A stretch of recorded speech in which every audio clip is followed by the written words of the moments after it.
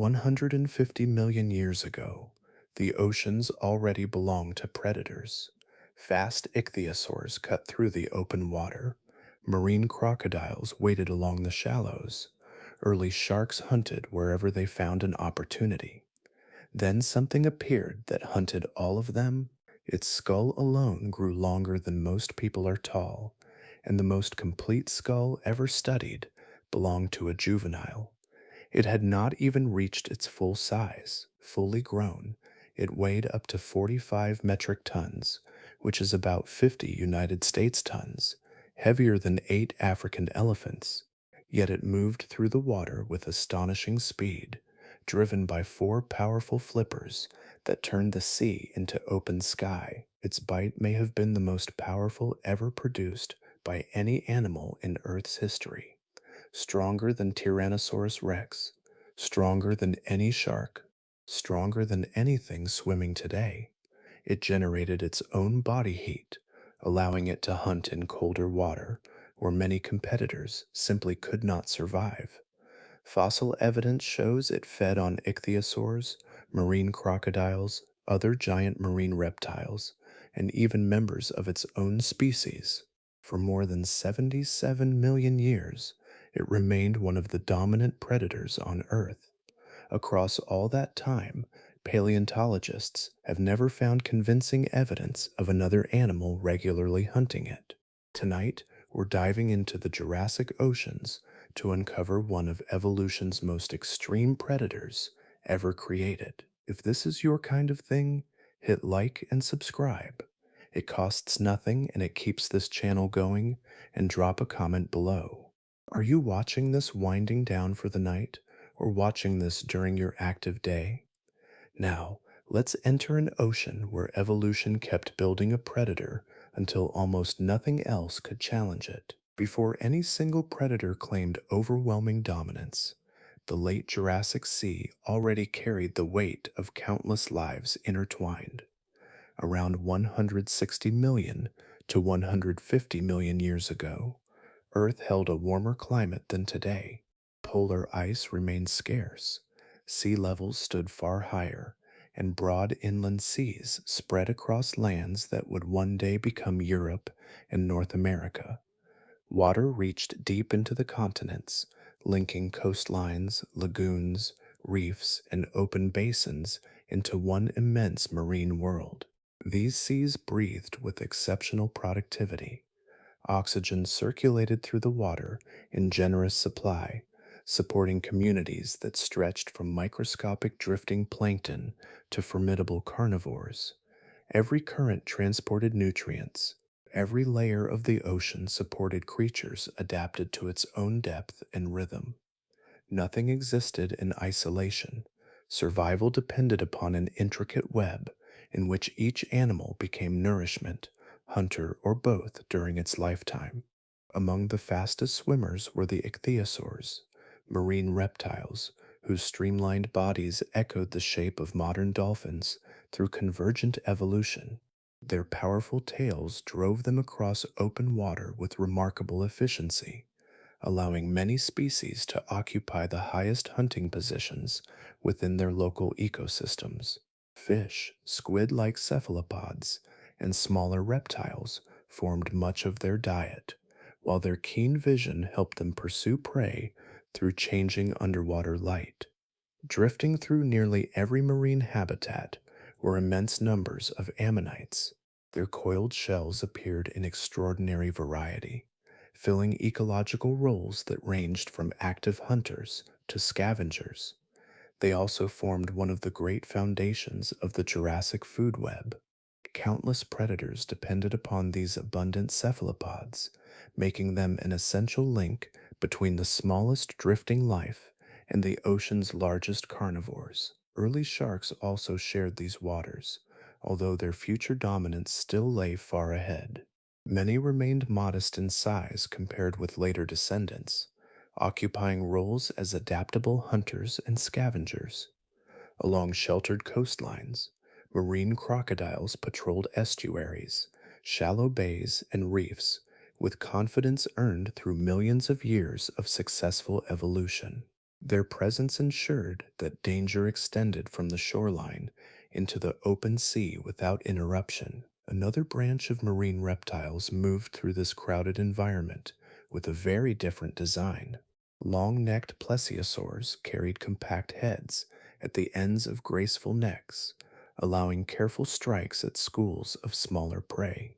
They belonged to the same broader family that would eventually produce the plesiosaurs, although their feeding strategy favored reach and precision instead of overwhelming strength. Their place within the ecosystem reflected another successful solution among many already established. Each of these animals occupied territory, refined through long evolutionary history. Competition shaped every adaptation, every hunting strategy, and every movement through the water. Opportunities rarely remained vacant for long because another species had already learned how to use them. The Jurassic Ocean functioned as a complete and balanced system, rich with specialists that had earned their place through persistent natural selection. Within such a crowded world, the arrival of the pliosaur carried unusual significance.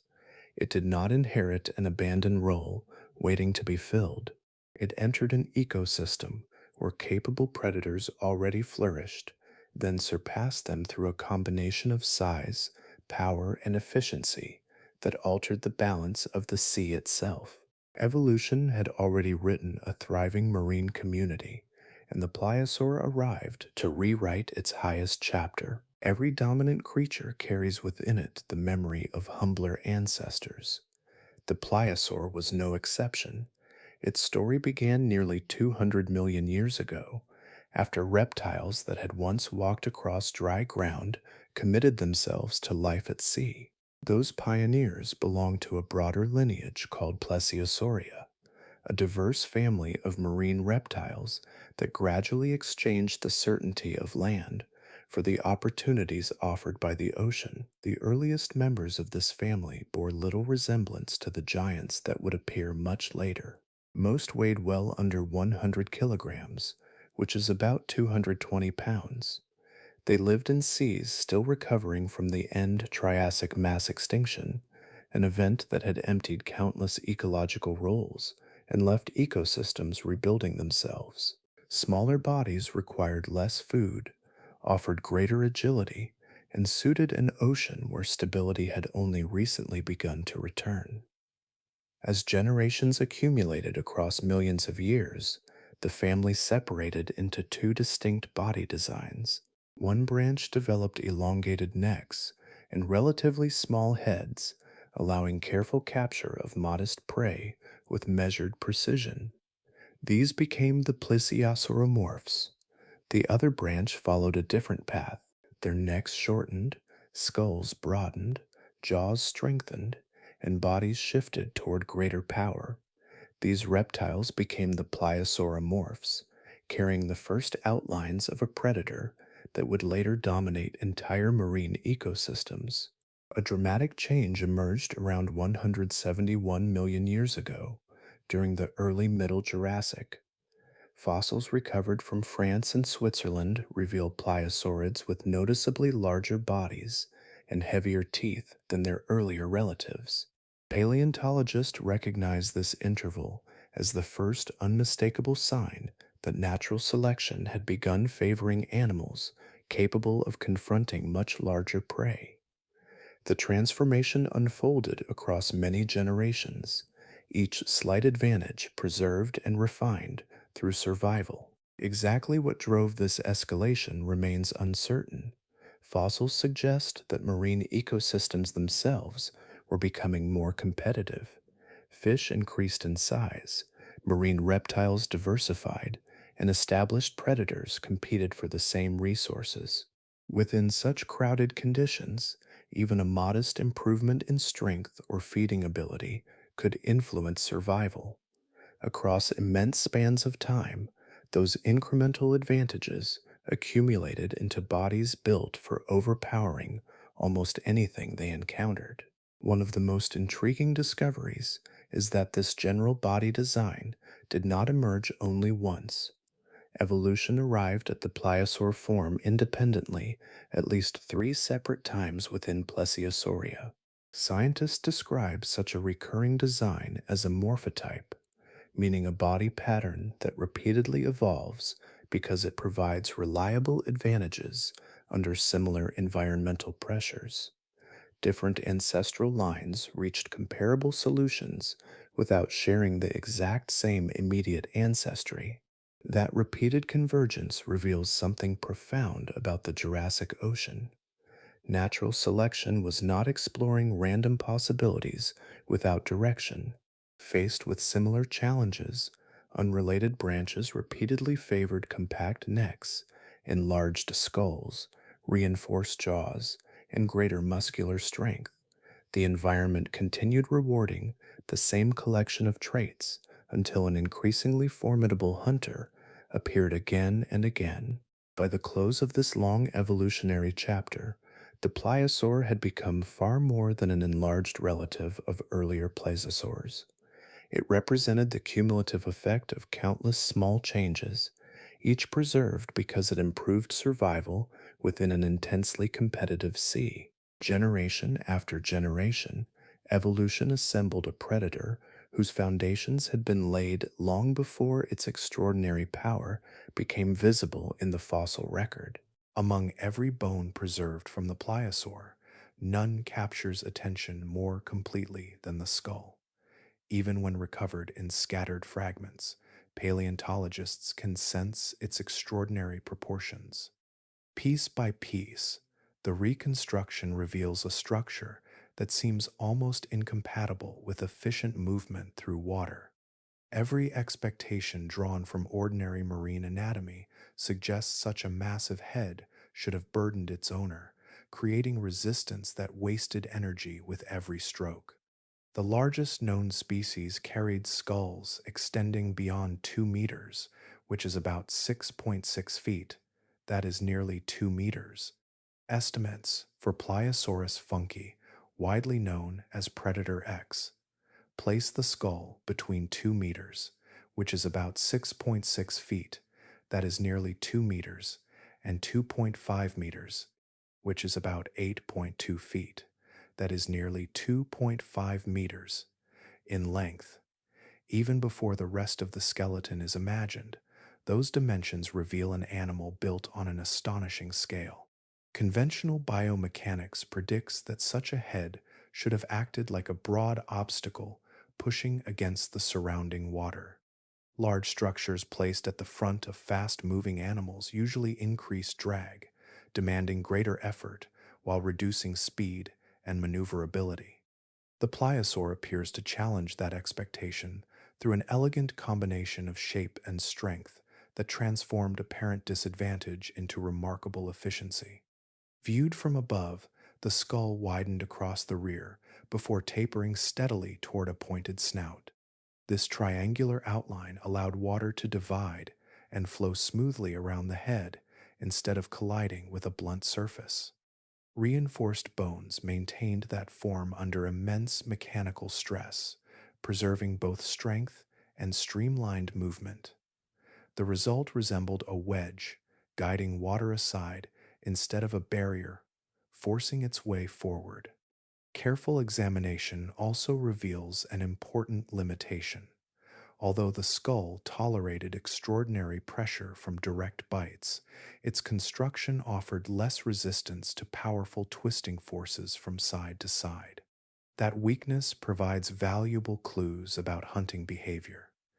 Animals built for violent shaking usually possess skulls and necks adapted to withstand repeated rotational strain. The pliosaur followed another strategy, one shaped by straightforward force instead of prolonged struggle. Its attack centered on decisive contact. Powerful jaws closed around prey, maintaining a crushing grip while concentrated force traveled through the rear portion of the jaw where leverage reached its maximum. There was little need for dramatic thrashing or spinning.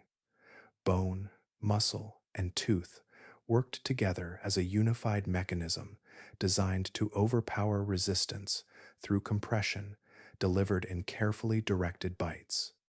Inside this enormous skull rested a brain cavity that occupied only a modest fraction of the available space. Intelligence, as recognized in highly social marine mammals today, does not appear to have been the defining feature of this predator. The surrounding volume served other priorities, accommodating extensive jaw muscles, reinforced skeletal supports, and structural architecture capable of surviving repeated encounters with exceptionally large prey. Seen as a whole, the skull represents an engineering solution refined across millions of years. Every ridge, opening, and contour reflects evolutionary pressure acting upon feeding performance, swimming efficiency, and mechanical endurance at the same time. It stands as one of the clearest reminders that natural selection often arrives at designs appearing improbable until the evidence rests within stone, waiting for careful hands to assemble the pieces once more.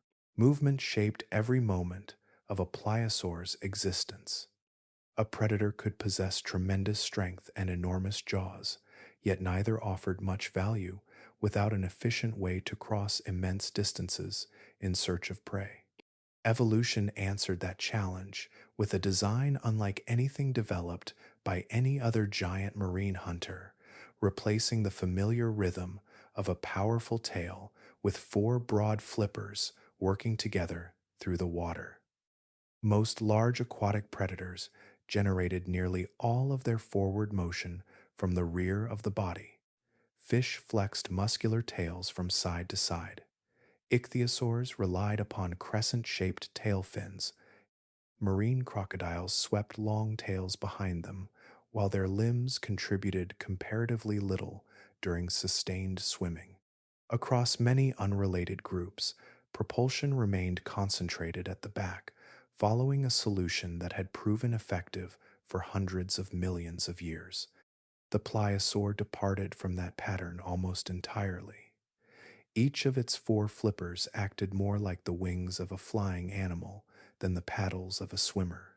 Paleontologists describe this motion as underwater flight because the flippers produced lift while sweeping through the surrounding water. The same basic principle appears today in sea turtles and penguins, although those modern animals operate on a much smaller scale than a reptile approaching the length of a city bus. Careful study of fossilized limb bones reveals that the front pair performed most of the work during ordinary travel. Their powerful strokes carried the animal across long distances with impressive efficiency, reducing unnecessary energy expenditure. The rear flippers remained fully capable of generating force, although evidence suggests they contributed less during routine cruising and became especially valuable when greater acceleration was required. This arrangement created something resembling two distinct modes of travel within a single body. During extended movement through open water, the front flippers maintained an economical pace that conserved energy across journeys lasting many hours. When prey appeared within striking distance, the rear limbs joined the effort, delivering an additional burst of thrust that rapidly increased speed over short distances. Such flexibility allowed endurance and explosive acceleration to exist together without forcing one compromise upon the other. Supporting this remarkable system required an equally remarkable skeleton. The pectoral girdle anchoring the front limbs and the pelvic girdle supporting the rear limbs were heavily reinforced with broad attachment surfaces for powerful muscles. Every stroke depended upon dense bundles of tissue pulling against strong bones capable of enduring repeated mechanical stress. The body became less like that of a typical reptile and more like a living framework built around four immense engines. The motion itself differed from the side-to-side undulation seen in many marine animals. Each flipper followed a controlled path through the water, generating lift on one part of the stroke and minimizing resistance during the return. That pattern allowed the pliosaur to move with surprising stability despite its enormous size. The surrounding water became something through which it flew, instead of something it merely pushed aside. No other giant predator of its age combined these features in quite the same way. The four-flipper design belonged exclusively to the plesiosaur lineage, and within the pliosaurs it reached its most refined expression. Natural selection had transformed an unusual ancestral body plan into a locomotion system that matched the immense predator it was destined to carry across the Jurassic Sea. Some fossils speak through their size, others speak through the force they once carried. The pliosaur's jaws belong to the second kind. Every ridge across the skull, every attachment scar left by muscle, and every surviving tooth points toward a feeding system built to generate extraordinary pressure. Even after more than 140 million years, those bones still preserve the mechanical story of overwhelming power. Among the largest known species, especially Pliosaurus funke, commonly called Predator X, scientific reconstructions have produced astonishing estimates. Some biomechanical models suggest bite pressures approaching 15 tons per square inch.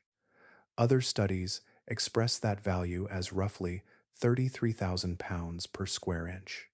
Although different methods produce different numerical results, each reconstruction arrives at the same broad conclusion. The pliosaur possessed one of the most formidable bites ever developed by any known animal. Modern predators provide a useful point of comparison. A saltwater crocodile, currently recognized as the living animal with the strongest measured bite, reaches roughly 3,700 pounds per square inch. A great white shark generates approximately 4,000 pounds per square inch.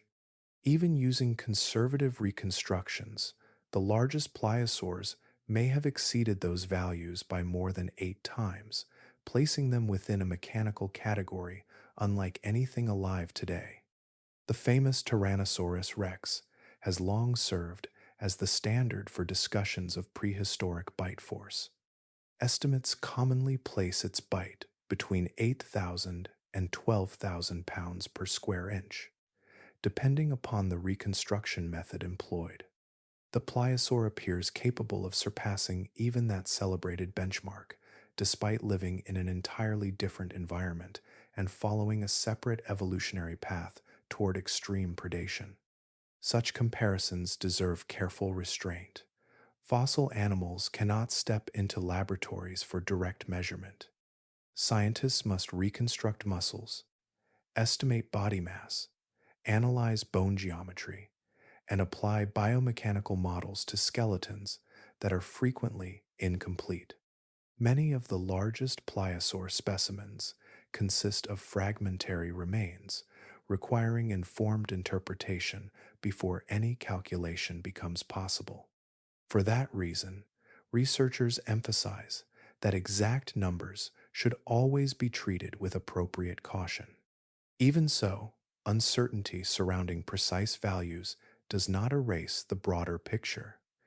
Every independent line of evidence points toward an animal equipped with exceptional jaw strength.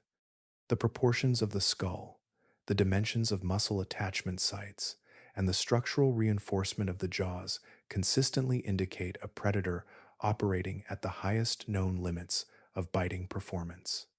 Whether one calculation proves slightly larger or smaller than another changes little about that overall conclusion. The immense muscles responsible for this force, anchored across the broad rear portion of the skull described earlier.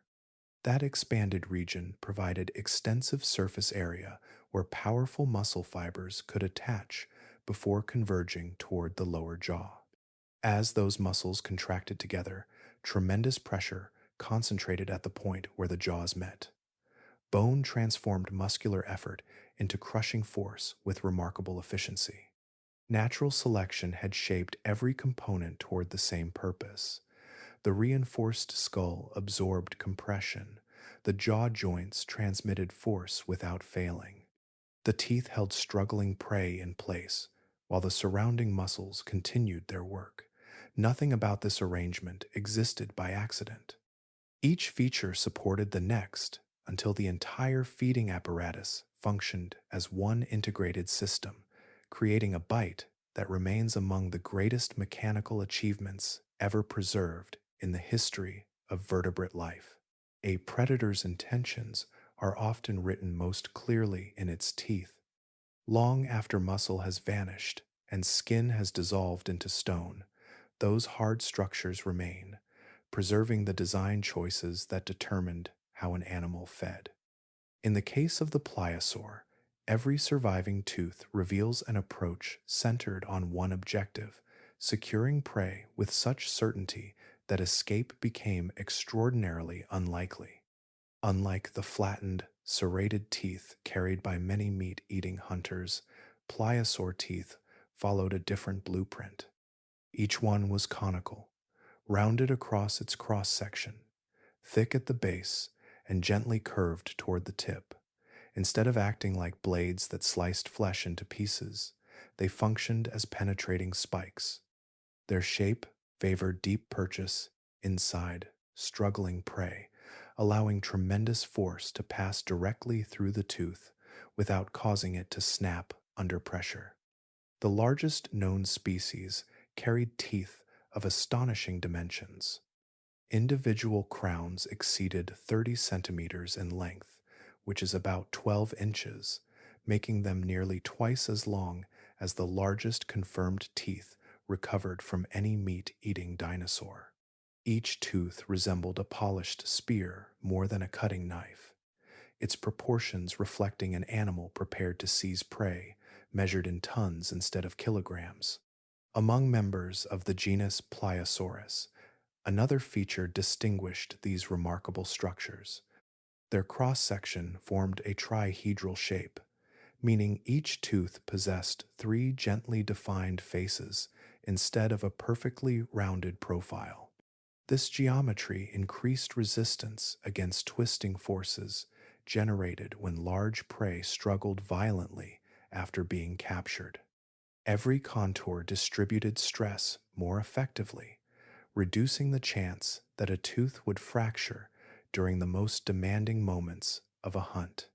This architecture reveals much about the feeding strategy itself. Serrated teeth excel at slicing tissue through repeated motions. Conical teeth excel at holding fast. Once driven deeply into muscle or bone, they resisted slipping free even while prey pushed, rolled, or attempted to flee. The jaws supplied crushing force, while the teeth transformed that force into an unyielding grip capable of surviving tremendous mechanical stress. Like many reptiles, pliosaurs continually replaced worn or damaged teeth throughout life. Fresh teeth developed within the jaw beneath those already in use, gradually moving upward until they occupied the functional position.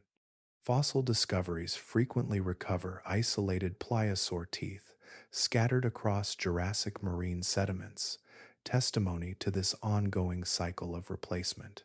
Losing a tooth during feeding created little lasting disadvantage because another was already advancing into place.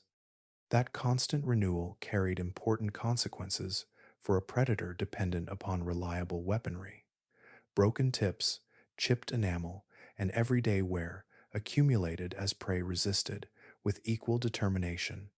Continuous replacement ensured that the bite remained equipped with sharp, structurally sound teeth across decades of hunting.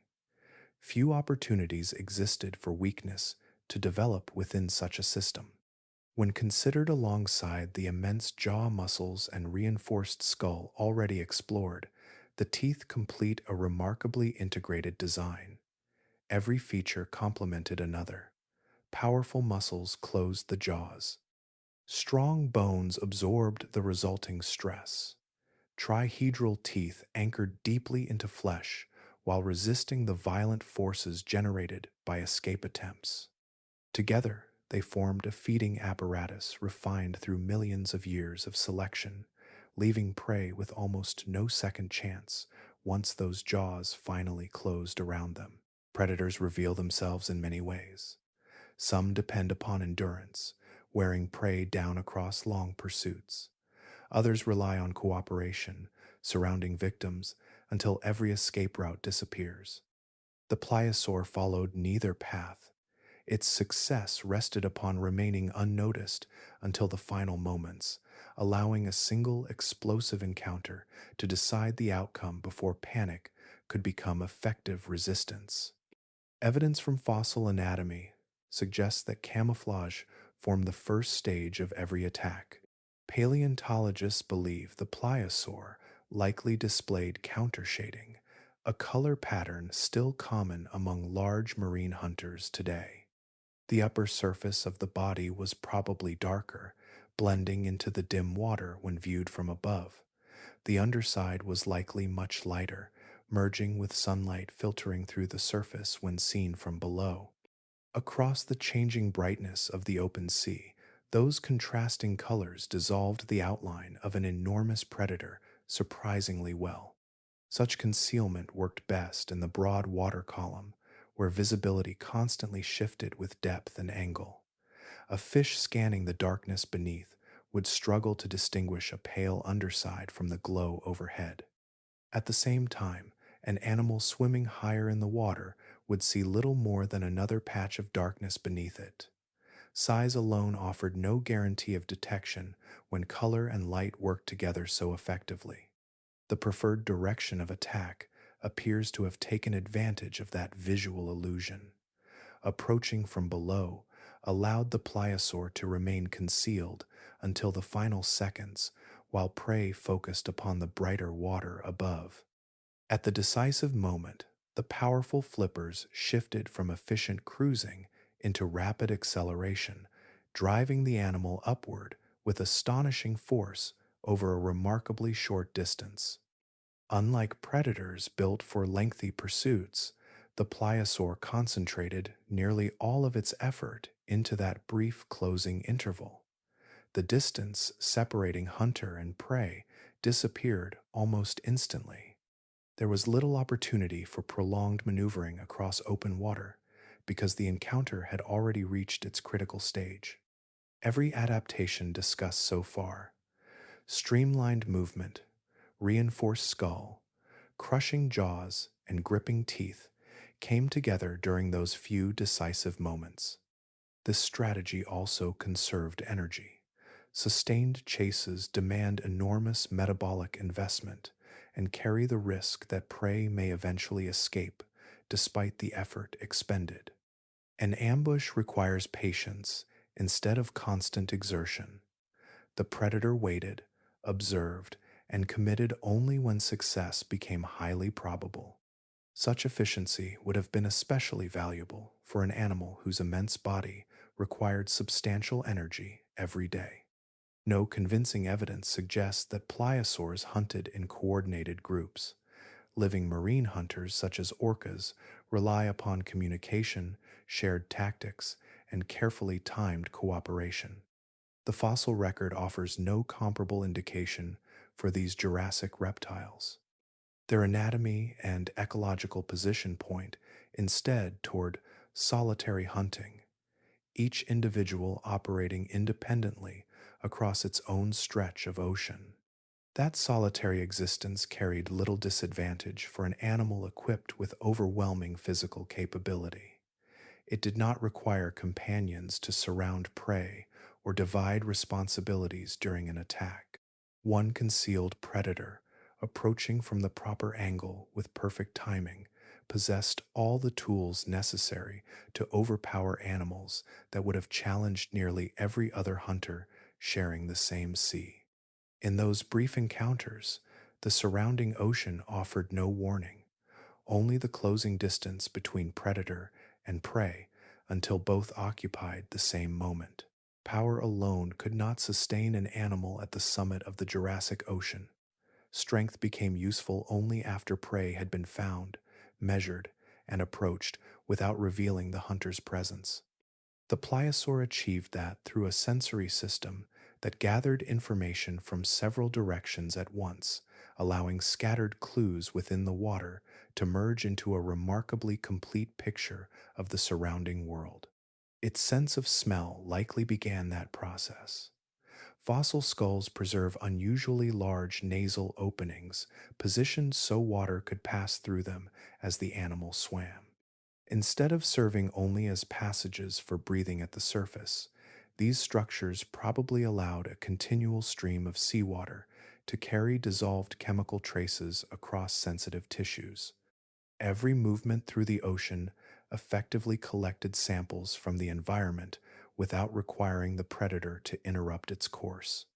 Those chemical traces carried valuable information: blood released from an injured animal, oils drifting from living bodies, and metabolic compounds naturally shed by marine creatures dispersed through currents long before the animals themselves appeared in view. Even diluted signals could guide an experienced predator toward areas where prey activity was increasing. Water became more than a place to travel. It also became a flowing archive of biological evidence waiting to be interpreted. Vision added another layer of precision. The pliosaur possessed large, forward facing eyes that provided substantial overlap between the visual fields of both sides of the head. That arrangement improved depth perception, helping the animal judge distance with impressive accuracy. During the final moments of an ambush, correctly estimating the position and movement of prey could determine whether the jaws closed upon empty water or upon a successful meal. Light behaved differently beneath the surface than it does in air. Brightness faded with depth. Suspended particles, scattered sunlight, and shifting waves constantly altered visibility. Large eyes offered an advantage under those changing conditions by gathering more available light. The pliosaur did not require perfect clarity. It needed enough visual information to combine with the chemical clues already collected as it approached its target. Another sense probably operated beyond direct sight or smell. Many aquatic vertebrates possess a pressure-sensitive network known as the lateral line system, capable of detecting disturbances moving through surrounding water. Although soft tissues rarely fossilize, many paleontologists consider it likely that pliosaurs possessed a comparable sensory arrangement. Water displaced by swimming animals generates subtle waves that travel outward in every direction, announcing movement long before the source becomes visible. Such pressure detection would have complemented the other senses remarkably well. A distant chemical trail suggested that prey occupied a particular region. Visual cues refined its exact location. Pressure waves then revealed changes in speed, direction, and rhythm during the final approach. Separate streams of information blended into a single, continuously updated understanding of nearby activity. Each component strengthened the others without depending upon any one sense alone. If visibility declined, chemical signals remained available. If currents scattered dissolved compounds, pressure changes, and vision continued providing guidance. The pliosaur carried multiple ways of reading its environment, reducing the likelihood that prey could disappear merely by exploiting one limitation. Within that layered sensory world, concealment became increasingly difficult. Every passing current, every pulse of displaced water, and every faint trace drifting through the sea carried information. The ocean itself participated in the hunt, delivering fragments of evidence that the pliosaur gathered into a clear path, leading steadily toward its next encounter. Some evolutionary advantages can be measured in sharper teeth or stronger muscles. Others remain almost invisible, hidden within the chemistry of living tissue. Among the most significant discoveries about the pliosaur concerns neither its size nor its jaws, but the possibility that its body generated its own heat, freeing it from a limitation that governed many of the great marine predators surrounding it. For much of Earth's history, the largest hunters in the sea depended heavily upon the temperature of the water around them. Their metabolism rose and fell with changing conditions. Warm seas encouraged greater activity, while colder regions slowed movement, digestion, and endurance. Such animals could thrive within suitable environments, although expanding beyond those boundaries became increasingly difficult as water temperatures declined. The pliosaur appears to have followed a different strategy. Microscopic examination of fossilized bone, a field known as bone histology, has revealed growth patterns consistent with an elevated metabolic rate. Dense vascular channels and rapid bone deposition resemble characteristics observed in animals capable of maintaining relatively stable internal temperatures. Although fossil evidence cannot preserve body heat directly, the structure of living tissue often records how that tissue once functioned. Another line of evidence comes from oxygen isotope analysis performed on pliosaur tooth enamel. Different oxygen isotopes become incorporated into growing teeth according to environmental conditions and body temperature. The chemical signatures preserved within those fossil teeth suggest that pliosaurs maintained body temperatures more stable than would be expected if they depended entirely upon the surrounding seawater. Independent studies continue to refine these interpretations, although the broader pattern increasingly supports some degree of warm-blooded metabolism. That physiological difference carried profound ecological consequences. Water that slowed many competing predators could remain fully accessible to a pliosaur capable of producing its own heat. Cooler depths, northern seas, and changing seasonal conditions imposed fewer restrictions upon where it could travel or hunt. Habitats that challenged cold-blooded reptiles became additional hunting grounds instead of natural barriers.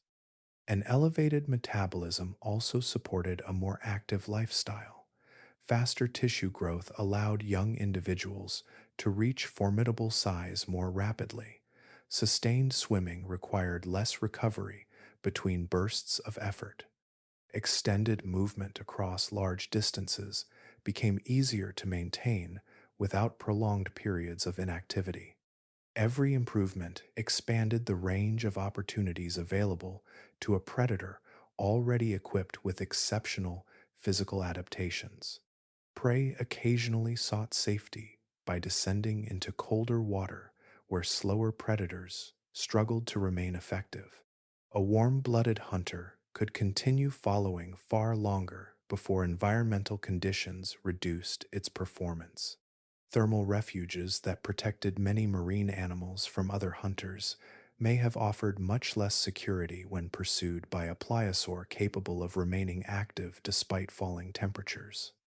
Scientists continue to examine this evidence with appropriate caution because physiology leaves only indirect traces within fossils. Debate remains over the exact degree of metabolic independence possessed by different marine reptiles. Even so, the growing body of research consistently suggests that pliosaurs occupied the higher end of metabolic performance among their contemporaries. When considered alongside powerful locomotion, overwhelming jaws, sophisticated senses, and formidable teeth, warm-blooded physiology may have been the adaptation that united every other advantage.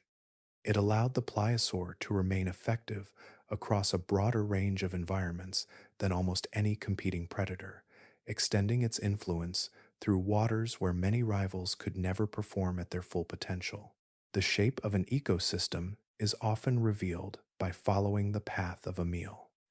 Every creature becomes food for something else, and each link supports the next. In the late Jurassic seas, those connections climbed steadily upward until they reached a hunter with almost no practical limits.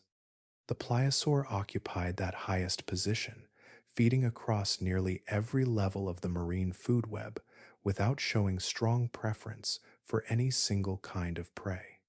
Large bony fish formed part of its menu, their powerful muscles providing abundant energy for an animal with enormous metabolic demands. Schools of cephalopods also remained available whenever opportunity presented itself. Sharks, already established in Jurassic oceans, though far from their later dominance, could become prey as readily as fish. No clear division separated hunter from hunted when a pliosaur entered the scene. The distinction depended almost entirely upon size, timing, and proximity. Marine reptiles face the same danger. Fossil evidence indicates that ichthyosaurs, themselves among the fastest and most accomplished predators of their time, occasionally fell victim to these immense hunters.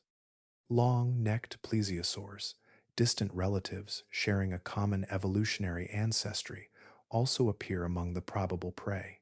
Their elegant body design suited a different ecological role, leaving them vulnerable when confronted by an animal built for overwhelming force instead of delicate pursuit. This feeding behavior places the pliosaur within a category known as a hyperpredator. A hyperpredator occupies such an elevated position in the food chain that many of its victims are themselves successful predators. Rather than depending upon herbivores or a narrow selection of prey, it feeds across multiple predatory groups, reshaping the balance of the ecosystem through its own appetite. Few animals in Earth's history have reached that level with such consistency. Direct evidence of meals remains exceptionally uncommon because stomach contents rarely survive the fossilization process.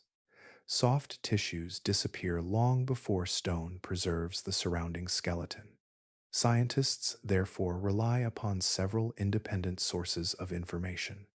Bite marks matching pliosaur teeth appear on fossil bones from marine reptiles. Assemblages of fossils reveal which species shared the same waters. Tooth wear patterns and jaw mechanics also support the conclusion that these reptiles consumed large, powerful animals whenever circumstances allowed. The resulting picture is one of remarkable flexibility. The pliosaur was not specialized for a single preferred victim. Any creature that offered sufficient nutrition and could be subdued became a potential target.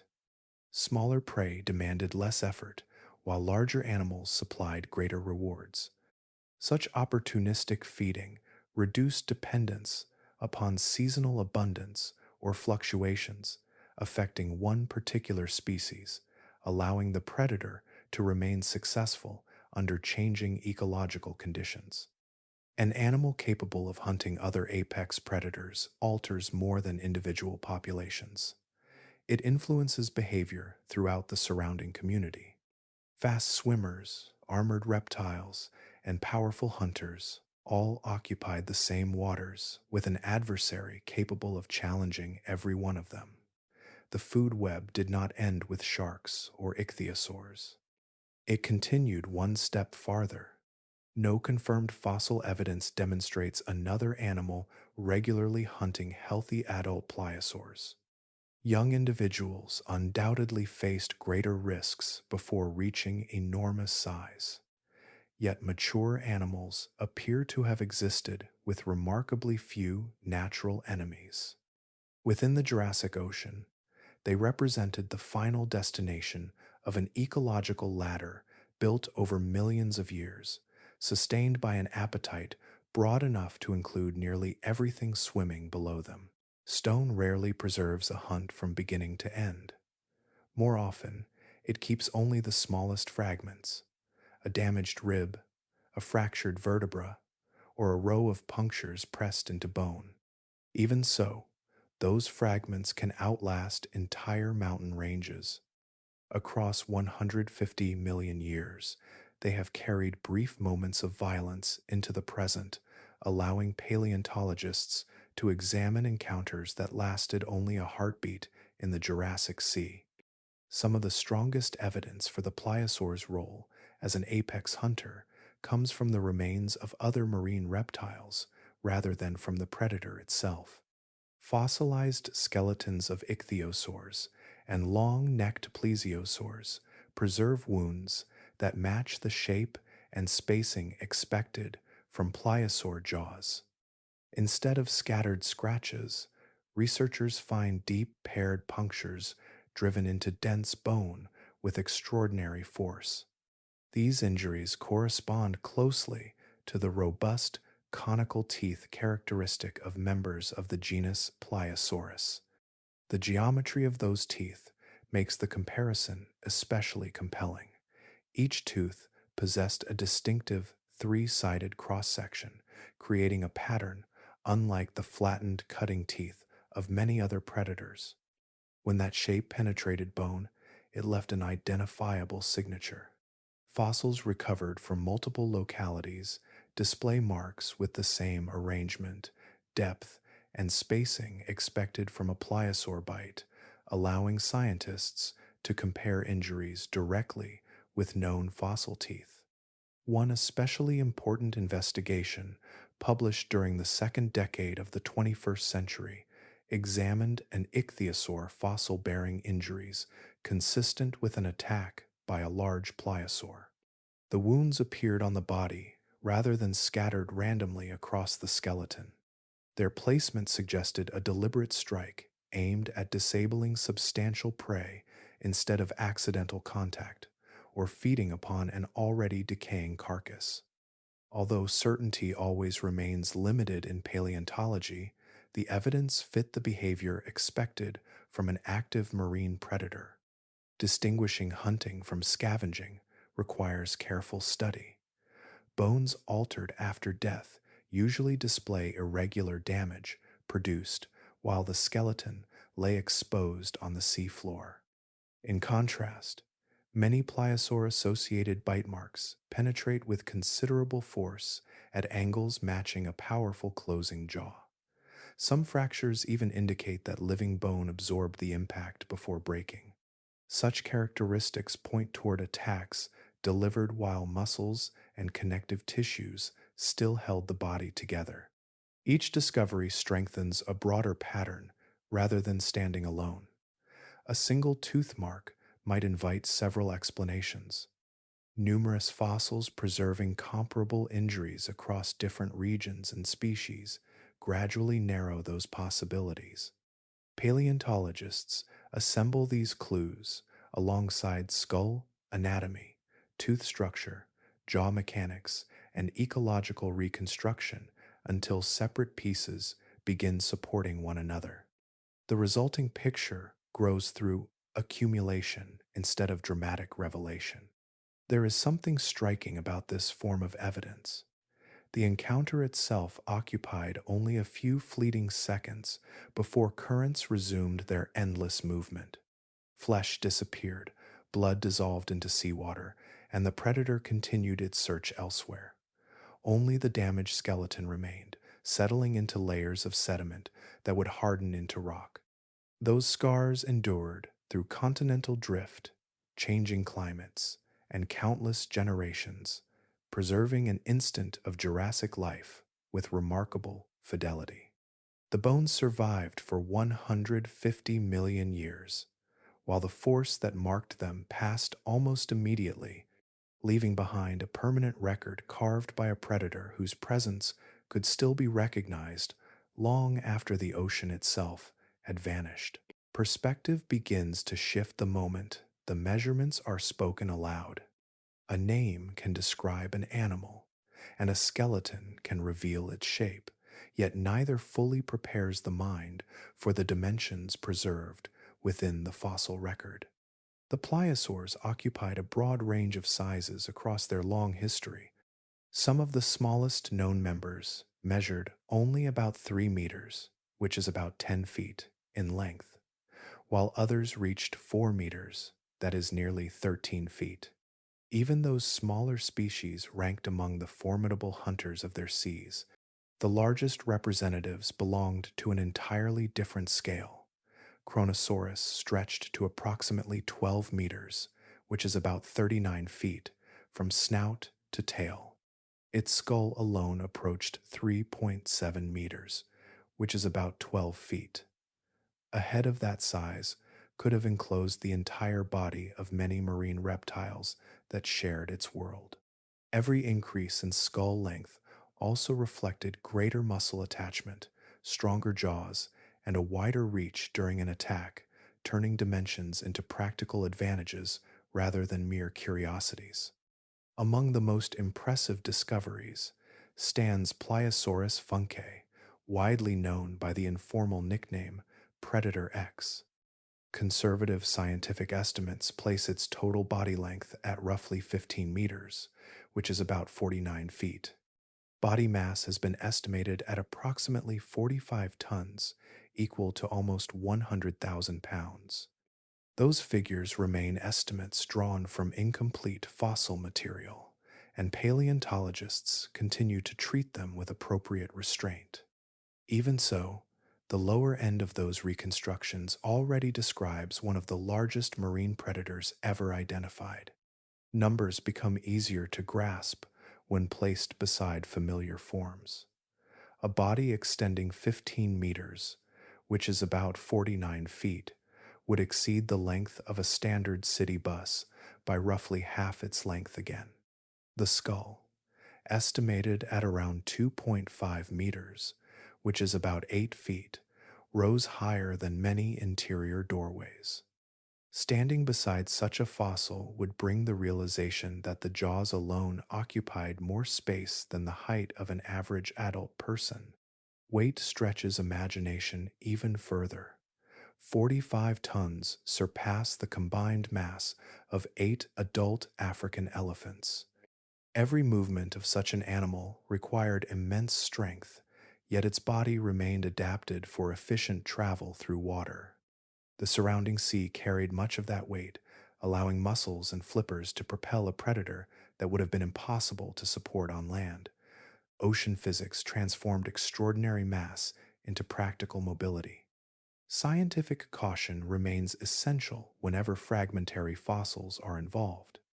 Popular accounts have sometimes proposed even greater dimensions, though many of those claims extend beyond the available evidence. Researchers generally prefer conservative reconstructions that remain anchored to measurable anatomy instead of speculation.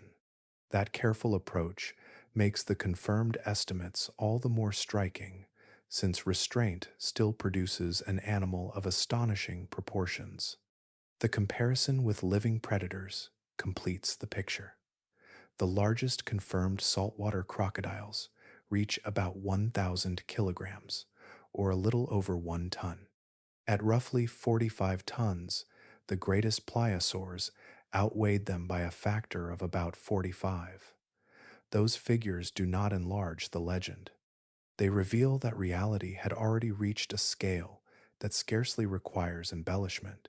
A single skeleton can leave the impression that one extraordinary predator ruled the Jurassic seas. The broader fossil record tells a more intricate story. The pliosaur was not one species carrying the burden of dominance alone. It belonged to an entire lineage of marine reptiles that diversified across millions of years, producing a succession of increasingly specialized hunters. Each retained the unmistakable proportions of the group, yet every species expressed those features with its own balance of size, strength, and ecological purpose. During the Jurassic period, and continuing into the early Cretaceous period, several pliosaur species inhabited the same broad ocean systems. Their lives often overlapped in both time and geography, creating communities where multiple giant predators shared the water. This coexistence was made possible because each species occupied a slightly different ecological niche. Evolution gradually reduced unnecessary competition by favoring differences in body size, preferred prey, hunting depth, and feeding strategy. The result was a family of predators that resembled one another while avoiding complete overlap in daily life. Some pliosaurs were adapted for coastal environments, Shallow continental shelves and productive shorelines contained dense populations of fish, cephalopods, and smaller marine reptiles. These waters offered frequent hunting opportunities within comparatively confined spaces. Other species ranged farther into offshore seas, where prey was scattered across immense distances and successful hunting depended upon endurance, efficient swimming, and the ability to locate animals in open water. Although their habitats differed, both coastal and offshore species carried the same defining pliosaur blueprint, refined in ways that matched their surroundings. Body size created another level within this hierarchy. Smaller pliosaurs could exploit prey that larger relatives might ignore, allowing several species to thrive in the same ecosystem. As size increased, available prey expanded as well. The greatest macro-predatory forms occupied the highest position, equipped with massive skulls, reinforced jaws, and immense bodies capable of overpowering animals beyond the reach of smaller members of their lineage. These giants likely influenced the movements and behavior of neighboring predators as much as they shaped the fortunes of their prey. Competition still existed, especially where hunting territories overlapped. Modern oceans provide similar examples among large predatory animals, where closely related species divide resources through differences in habitat, prey selection, or body size. Paleontologists believe comparable ecological partitioning helped sustain multiple pliosaur species across the same marine regions. Direct evidence for encounters between them remains rare, yet it is entirely plausible that the largest individuals occasionally displaced smaller relatives from feeding opportunities, or even preyed upon them when circumstances allowed. The picture that emerges is remarkable in its complexity. Many prehistoric ecosystems are remembered for a single dominant hunter standing above every rival. Jurassic oceans appear to have operated differently. The summit of the food web belonged to an entire dynasty of formidable predators, each contributing to a layered hierarchy shaped by evolution across millions of years. At its highest level stood the largest macropredatory pliosaurs, formidable enough to dominate even their own extended family. The title of the ocean's greatest predator was shared across a lineage where enormous hunters competed, adapted, and endured together in the same expansive sea. The pliosaur lineage unfolded like a long sequence of experiments, each species preserving the same essential framework while introducing subtle refinements. No single animal represented the entire group. Across millions of years, different forms appeared in different seas, each adapting to its own environment while retaining the unmistakable combination of a short neck, immense skull, powerful jaws, and four flippers that had already proven extraordinarily successful. Among them, three names have become enduring symbols of this remarkable dynasty. Kronosaurus queenslandicus lived during the early Cretaceous period. Fossils have been recovered from Australia and Colombia, revealing that this predator occupied oceans separated by enormous distances. Its skull reached approximately 3.7 meters, which is about 12 feet, making it one of the largest known among marine reptiles. The animal received its name from Kronos, the titan of Greek mythology who was said to have devoured his own children. That comparison was deliberate. Paleontologists recognized a predator whose immense jaws and overwhelming feeding ability echoed one of mythology's most consuming figures. Although the legend belongs to imagination, the fossil itself required no embellishment. Another celebrated member of the lineage is Leopleurodon ferox, which inhabited the European seas during the late Jurassic period. Public perception of this animal became distorted after popular documentaries suggested lengths approaching 25 meters, which is about 82 feet. Those dramatic estimates have since been rejected because the available fossil evidence does not support such dimensions. Modern research indicates that genuine adults most likely measured between 6 meters, which is about 20 feet, and 7 meters, which is about 23 feet, in length. Even at those more conservative sizes, Liopleurodon remained one of the dominant predators of its environment. Its scientific name means smooth-sided tooth, a reference to the distinctive structure of its teeth rather than its overall appearance. The most spectacular discovery arrived in the Norwegian Arctic archipelago of Svalbard, where an international research team uncovered the remains of Pliosaurus funke during excavations completed in 2009. The work had required 8 years of painstaking effort as fossils emerged from frozen rock in scattered fragments. Some individual pieces weighed as much as 60 kilograms, equivalent to about 132 pounds, demanding careful recovery before they could be studied. The surrounding sediments dated the animal to approximately 147 million years ago, placing it near the close of the Jurassic period.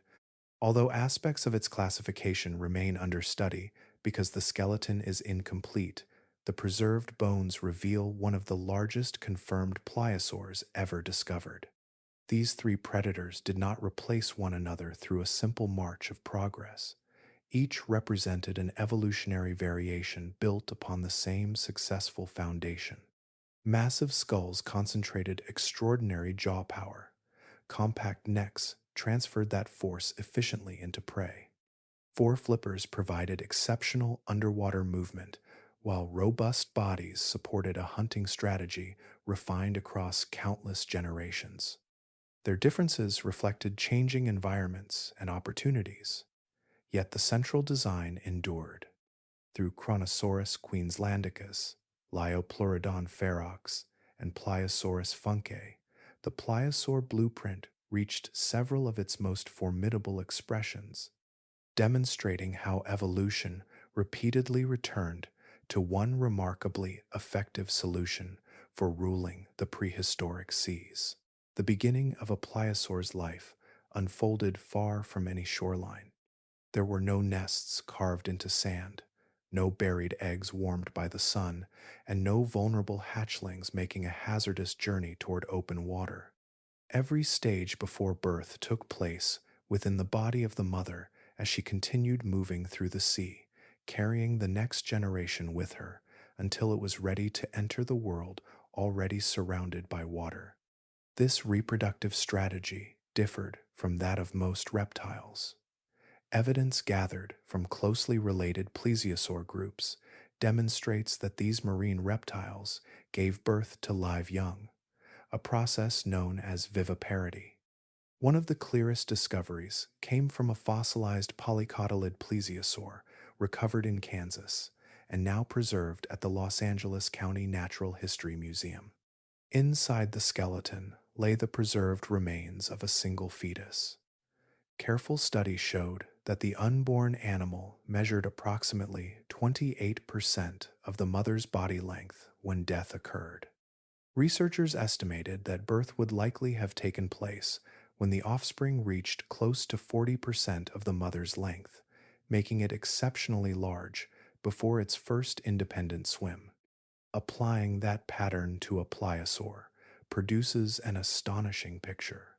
A mother measuring 10 meters, which is about 33 feet, could have delivered a newborn around 4 meters long, which is about 13 feet. An animal of that size already exceeded many adult marine predators that shared its world. From its first moments outside the mother, it possessed strong jaws, powerful flippers, and a streamlined body shaped for purposeful movement through open water. The earliest chapter of its life began at a scale that many predators never reached after years of growth. Such remarkable birth size carries important biological meaning. Producing one enormous offspring demanded a substantial investment of energy from the mother, suggesting that survival depended upon quality instead of quantity. Many marine reptiles likely produced relatively few young, each receiving extensive nourishment before birth. This strategy reduced the vulnerability associated with tiny hatchlings, allowing newborns to begin life with physical capabilities already approaching those of experienced hunters. The ocean remained filled with danger, yet these young entered it, carrying many of the advantages that countless other species required years to acquire. The same fossil evidence has encouraged discussion about parental care. Although direct proof remains unavailable, the production of such large offspring suggests that mothers may have remained with their young for at least a brief period after birth. Even limited protection during the earliest days could have increased survival while the newborn learned to coordinate its movements and refine its hunting instincts. Any social bond was probably temporary, lasting only until independence became possible, yet even a short interval represented a meaningful departure from the reproductive habits seen in many living reptiles. Every feature of the pliosaur's existence reflected the demands of life in open water, and reproduction followed the same pattern. Birth did not introduce a fragile creature struggling through its first hours. It released a capable hunter already shaped by millions of years of evolutionary refinement. Before its first successful pursuit, before its first encounter with larger rivals, the newborn already carried the unmistakable outline of the formidable predator it would become. No giant predator exists in isolation. Every enormous hunter is supported by an equally remarkable world, one capable of producing enough life to sustain its appetite. The pliosaur reached extraordinary proportions because the seas surrounding it possessed an abundance that has few true equivalents today. Its immense body was not an accident of evolution. It was the natural expression of an ocean operating at exceptional biological capacity. During the Jurassic period, the geography of Earth differed profoundly from the modern world. Sea levels stood much higher, allowing shallow inland seas to spread across broad regions of Europe, North America, and parts of Africa. Coastlines stretched across immense distances, while sunlight penetrated extensive shelves of relatively shallow water. These environments became productive nurseries where microscopic plankton flourished in tremendous quantities. That foundation nourished schools of fish, marine reptiles, cephalopods, and countless smaller organisms, each supporting the next level in an intricate chain of life. Warm, global conditions also played a defining role. Ocean temperatures remained higher across much of the planet than those experienced today, allowing biological activity to continue across enormous regions throughout the year. Rich communities of plankton converted sunlight into living tissue, providing food for swarms of drifting animals and juvenile fish. Larger fish fed upon them, while marine reptiles consumed those growing populations. Energy flowed steadily upward through each ecological layer until it reached the greatest hunters.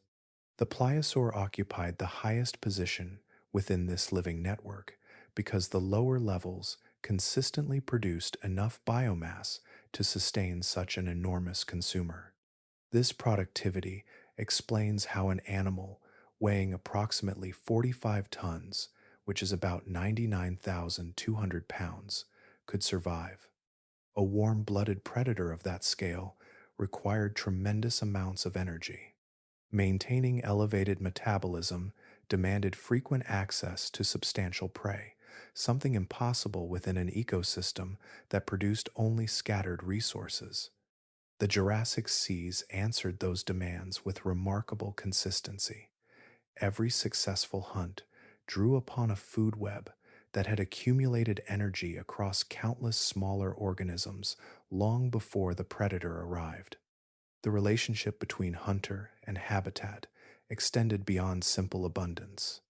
Broad epicontinental seas created varied environments where prey gathered for feeding, breeding, and migration. Coastal waters supported dense concentrations of life, while deeper offshore regions offered different opportunities. Multiple species occupied these connected environments, moving between them as conditions shifted. Such diversity encouraged specialization among predators while still providing enough overlap for the largest pliosaurs to range widely without exhausting local resources. Their dominance reflected the resilience of the ecosystem itself, one capable of continually replenishing the animals that formed the upper levels of the food web. Looking across this ancient seascape reveals an ecosystem functioning near its greatest potential. The pliosaur was not an oversized creature, surviving against improbable odds. Every aspect of its anatomy, metabolism, hunting strategy, and growth matched the conditions surrounding it. The surrounding ocean generated the abundance required for its existence, while the predator shaped that same ecosystem by regulating populations beneath it. Together, they formed a balanced partnership, each reflecting the extraordinary possibilities created when evolution and environment advanced side by side across millions of years. Time has a way of softening even the greatest stories, compressing immense spans into brief phrases that seem easy to pass over. The history of the pliosaurs resists that habit. Their dominance stretched across an interval so immense that ordinary comparisons begin to lose their meaning.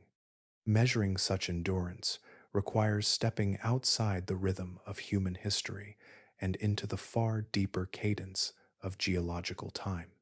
The earliest macropredatory pliosaurs appear in the fossil record around 171 million years ago during the early Middle Jurassic. From those beginnings emerged a succession of increasingly specialized hunters that occupied the highest position within marine ecosystems for approximately 80 million years. Generation followed generation across changing coastlines, shifting continents, and evolving prey communities. Species appeared, diversified, disappeared, and were replaced by close relatives, yet the overall design remained astonishingly successful. Through all of those transitions, the role of dominant ocean predator continued to belong to the pliosaur lineage. The magnitude of 80 million years becomes clearer when placed beside the history of our own family. Modern humans have existed for roughly 300,000 years. The entire genus Homo, including earlier human relatives, extends back approximately 2 million to 3 million years. Even that broader history represents only a small fraction of the interval during which giant pliosaurs ruled the seas. Their dynasty endured for roughly 25 times longer than the complete history of our own genus, a difference so immense that the earliest humans would seem to arrive almost at the final page of their story. During those countless generations, Earth never remained unchanged. Continents drifted apart at a measured pace. Coastlines shifted their outlines. Marine communities evolved as new prey species emerged and older ones vanished. Climatic conditions fluctuated across millions of years. Through these gradual transformations, pliosaurs continued adapting while preserving the essential characteristics that had made their ancestors successful. Evolution refined details without abandoning the powerful combination of immense skull, compact neck, muscular body, four flippers, and overwhelming bite that had secured their place near the summit of marine life. Many formidable predators have flourished in Earth's oceans, yet few maintained comparable ecological authority for such an extraordinary duration. Other lineages rose rapidly before declining. Some occupied regional environments, while others faced growing competition from newly evolving rivals. The pliosaurs persisted through repeated environmental changes while remaining among the most influential hunters of their age. Their success reflected more than physical strength alone. It revealed an evolutionary design flexible enough to endure changing worlds while remaining remarkably effective. The number itself deserves careful consideration. 80 million years cannot be pictured as a single, uninterrupted scene, nor as one individual surviving beyond imagination. It represents an unbroken inheritance carried through innumerable lives, each generation passing forward the traits that had already proven their value. Across that immense procession, oceans continued producing predators shaped according to the same enduring blueprint. Viewed from the perspective of geological history, the reign of the pliosaurs becomes something greater than a chapter about one remarkable animal. It becomes a testament to how thoroughly evolution can perfect a way of life when an ecosystem continues rewarding the same formidable design across spans of time that exceed ordinary comprehension. The influence of a supreme predator reaches far beyond the instant of a successful hunt. Every pursuit that ends in escape, every encounter survived by chance, and every generation that follows carries subtle changes forward. Across millions of years, those accumulated adjustments reshape entire ecosystems. The pliosaur occupied such an influential position that its presence likely guided the evolutionary direction of countless other marine animals sharing the same waters. An apex predator of this magnitude did more than consume prey. It created powerful selective pressure throughout the food web. Animals unable to evade pursuit disappeared from future generations, while those possessing even slight advantages gained greater opportunities to survive and reproduce. Evolution rewarded speed, awareness, endurance, and defensive adaptations with relentless consistency.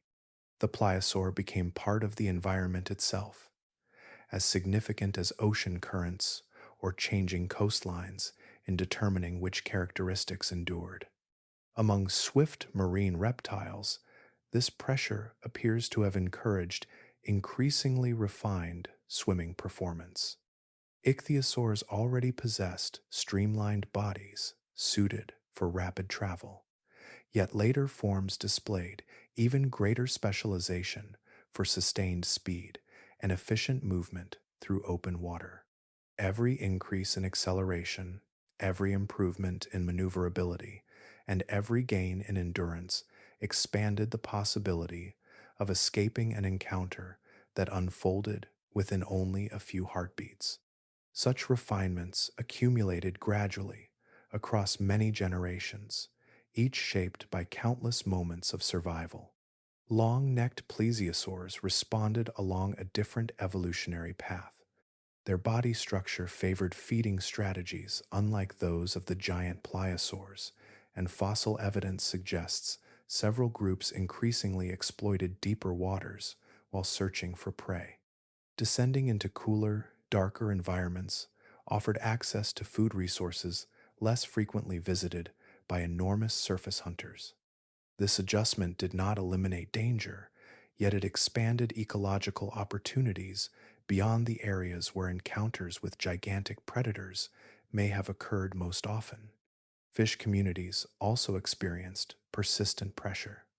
Species capable of tighter schooling behavior reduced the likelihood that any single individual would become isolated during an attack. Greater agility, synchronized movement, and rapid directional changes became valuable defenses within densely packed groups. Some lineages developed heavier protective scales or reinforced body coverings, creating additional obstacles for predators attempting swift captures. Across entire populations, these adaptations gradually transformed the appearance and behavior of marine life. The effects extended beyond prey alone. Mid-level predators also occupied an environment shaped by the dominance of giant pliosaurs. Many important shark lineages trace their origins to intervals overlapping this period of marine history. While multiple environmental factors contributed to their diversification, the presence of an immense hyperpredator likely influenced how smaller hunters competed for resources, occupied different ecological roles, and avoided direct conflict with the largest carnivores.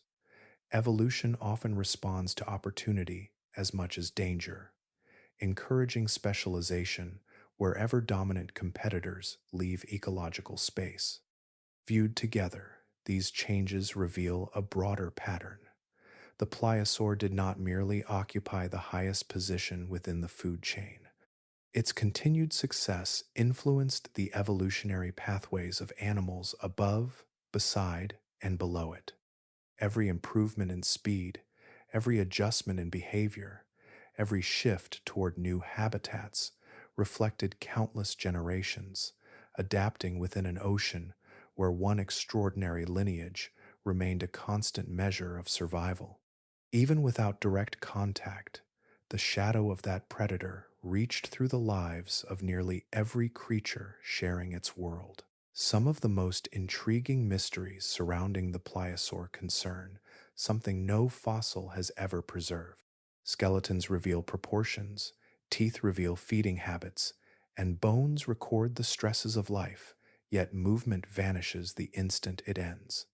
The question of exactly how fast this enormous predator swam, therefore, remains one of the liveliest debates in pliosaur research. Each new study adds another piece to the picture, although no single answer has settled the discussion completely. Scientists begin with anatomy. The pliosaur moved using four large flippers working together through coordinated strokes, unlike the swimming style of fishes or modern whales. Computer-based biomechanical models indicate that this arrangement produced efficient forward motion while giving the animal excellent stability and precise control. Each flipper generated lift as it passed through the water, allowing the body to travel with smooth, economical movement despite its extraordinary size. Such a system appears especially well suited for covering long distances without exhausting valuable energy. Estimating maximum speed, however, requires assumptions that fossils cannot fully confirm. Bones reveal where muscles attached, yet they do not preserve the exact thickness of those muscles, the flexibility of tendons, or the amount of power produced during each stroke. Small differences in these values create noticeably different performance estimates when researchers build mathematical models. For that reason, published calculations span a range instead of converging upon one universally accepted figure. The debate reflects uncertainty in missing biological details rather than disagreement about the fossil evidence itself. Evidence gathered from microscopic bone structure and oxygen isotope studies provides another important clue. Both lines of research suggest that large pliosaurs maintained elevated metabolic rates consistent with warm-blooded physiology. If that interpretation proves correct, these reptiles could remain active across a much broader range of water temperatures than cold-blooded competitors. Higher metabolism also supports stronger sustained swimming and faster recovery after intense bursts of activity. Even so, most specialists agree that pliosaurs probably remained slower than highly specialized modern dolphins, whose streamlined bodies and tail-driven propulsion evolved along a very different evolutionary path. Its preferred hunting strategy offers perhaps the strongest insight into why ultimate speed may never have been the defining factor. Evidence from skull structure, sensory adaptations, and body design consistently points toward an ambush hunter. Success depended upon approaching unnoticed before delivering overwhelming acceleration during the final moments of an attack. Closing a short distance with explosive force demanded powerful bursts instead of prolonged chases extending across open water. In such encounters, timing, positioning, and rapid acceleration outweighed exceptional cruising velocity. This perspective helps explain why the scientific discussion continues without challenging the pliosaur's reputation as the dominant predator of its world. Researchers may refine estimates of swimming speed for many years, adjusting calculations as new fossils and improved biomechanical models become available. One conclusion remains remarkably stable throughout those revisions. Whatever pace carried this animal through Jurassic seas proved consistently effective against the creatures sharing its environment. No evidence suggests another predator repeatedly escaped its reach through superior performance alone. The precise number may remain uncertain, yet the ecological outcome appears written throughout the fossil record, preserved in the survivors that adapted and the bones that still bear the marks of encounters, lasting only moments.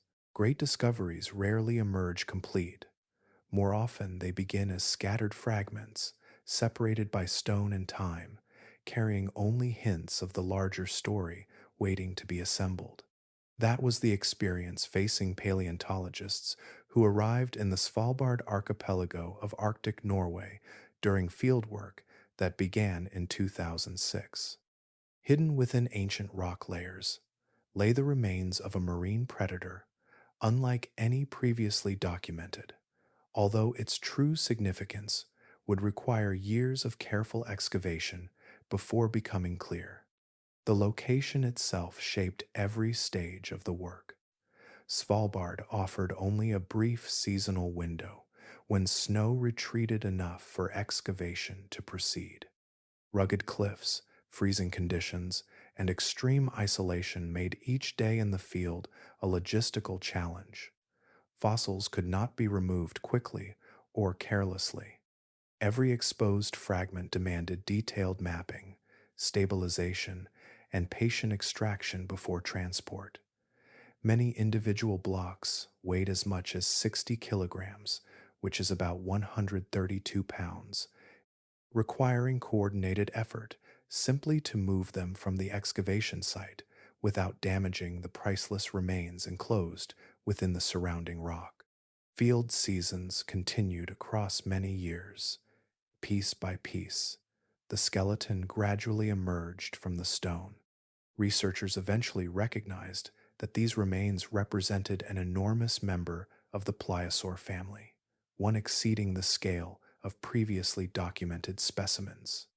By 2009, enough material had been recovered and studied for the discovery to attract worldwide attention.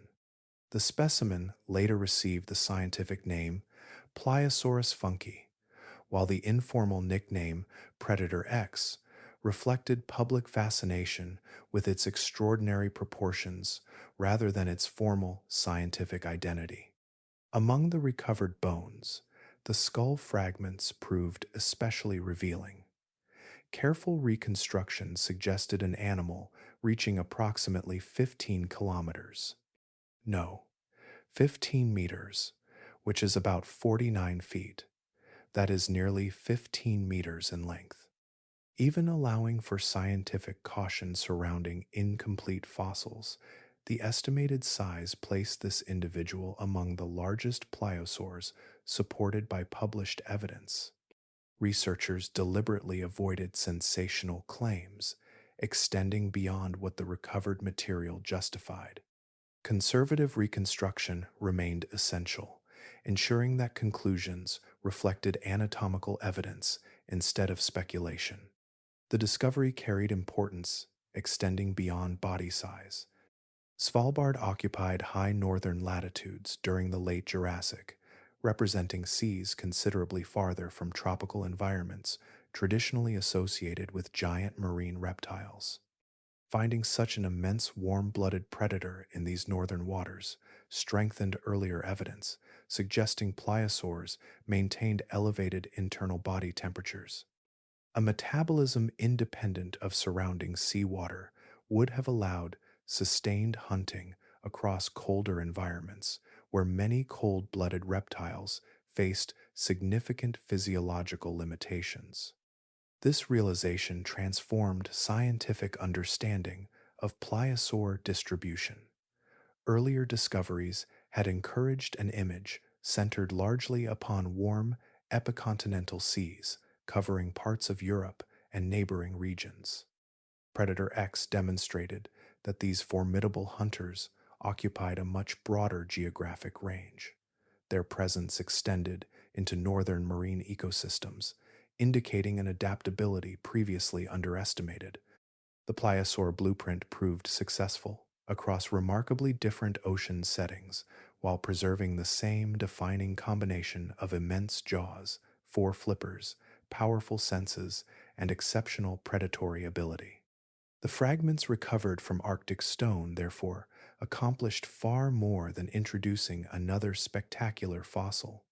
They expanded the known limits of where giant pliosaurs lived, strengthened evidence supporting warm-blooded physiology, and revealed that one of Earth's greatest marine predators possessed a distribution approaching global scale. A skeleton uncovered over years of determined effort reshaped the map of an entire lineage, demonstrating that even after 150 million years, ancient bones still possess the power to revise long accepted ideas. A complete skeleton can create the illusion that the past preserves itself with care. The truth follows a harsher path. Even an animal that ruled the seas for tens of millions of years could vanish almost entirely after death, leaving scattered traces instead of a whole body. The rarity of complete pliosaur fossils reflects the unforgiving journey from living creature to stone, a journey that succeeded only under an exceptional combination of circumstances. The process began almost immediately after life ended. A pliosaur drifting through open water did not remain intact for long. Soft tissues attracted scavengers from many levels of the food web. As those tissues disappeared, the ligaments that held the skeleton together weakened until bones separated from one another. Ocean currents carried lighter elements away, while heavier pieces settled in different places. Bacterial decomposition continued its work without pause, breaking down what remained. Within a comparatively short span, the body that had once moved with remarkable coordination could become a scattered collection of isolated parts spread across the seafloor. Preservation demanded conditions that occurred only rarely. The carcass needed to sink without prolonged disturbance and come to rest within sediment containing very little oxygen. Such environments slowed bacterial activity and discouraged many scavengers from reaching the remains. Fine layers of mud then had to accumulate steadily, covering the bones before currents or other animals displaced them. Across millions of years, additional sediment compressed into rock, while minerals gradually replaced the original biological material. Every stage depended upon the successful completion of the one before it. A single interruption could erase much of the evidence forever. For that reason, most discoveries consist of fragments rather than complete skeletons. Paleontologists frequently recover isolated vertebrae, portions of the skull, individual flipper bones, sections of the jaw, or scattered ribs separated by considerable distances. Each specimen preserves only a fraction of the original animal. Every recovered piece contributes another part of the broader picture, yet many details remain absent because the remaining bones were destroyed, dispersed, or still rest undiscovered beneath layers of rock, waiting for chance to reveal them. Among all these remains, teeth appear with striking regularity. Their dense mineral structure allows them to endure conditions that destroy more delicate bones.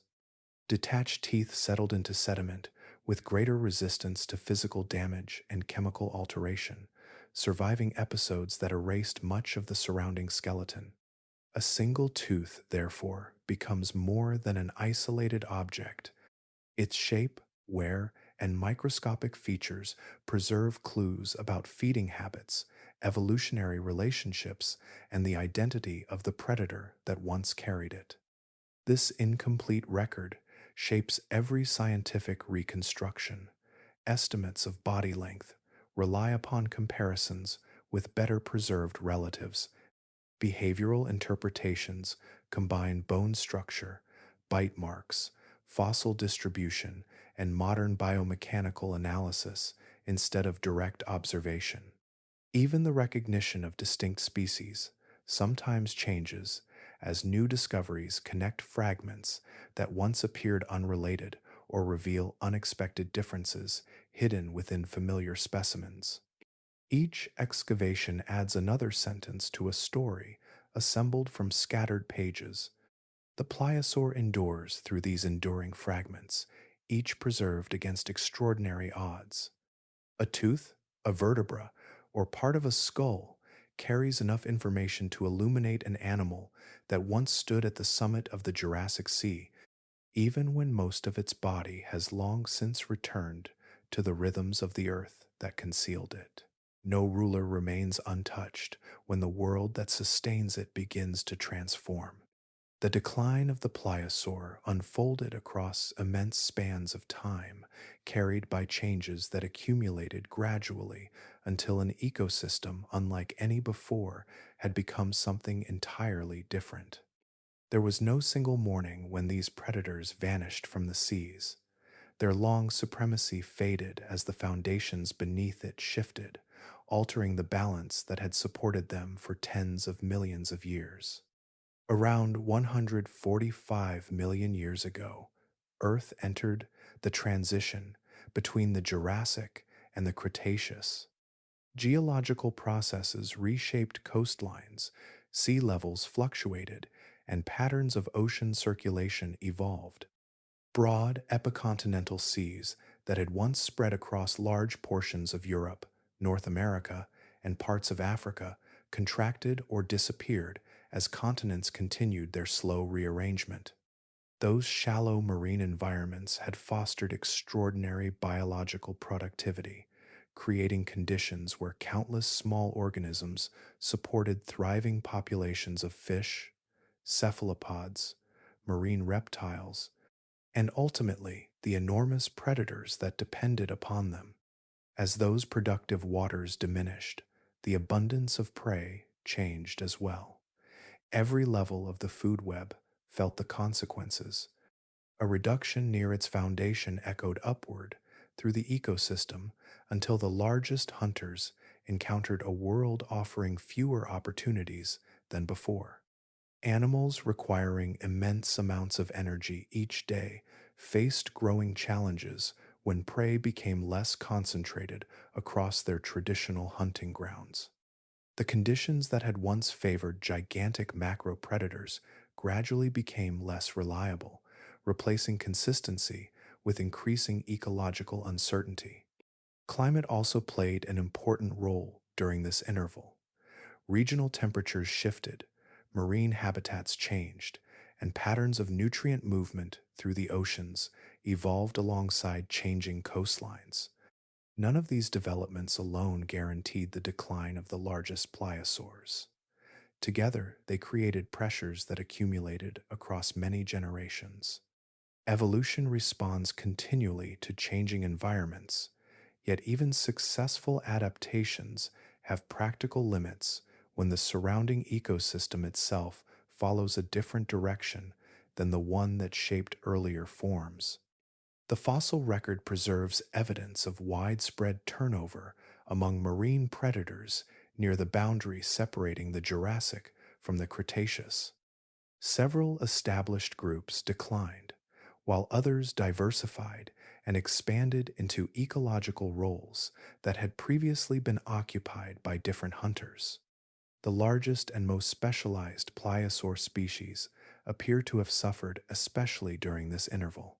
Their immense size, once a tremendous advantage within prey-rich seas, may have become increasingly costly as environmental conditions changed and dependable food resources became less abundant. Smaller relatives and other marine reptiles continued for varying lengths of time, demonstrating that extinction rarely acts with complete uniformity across an entire lineage. Different species possessed different ecological strategies, occupied different habitats, and responded to environmental pressures in different ways. Even so, the towering forms that had represented the greatest expression of the pliosaur body plan gradually disappeared from the record. Their absence marks more than the loss of remarkable animals.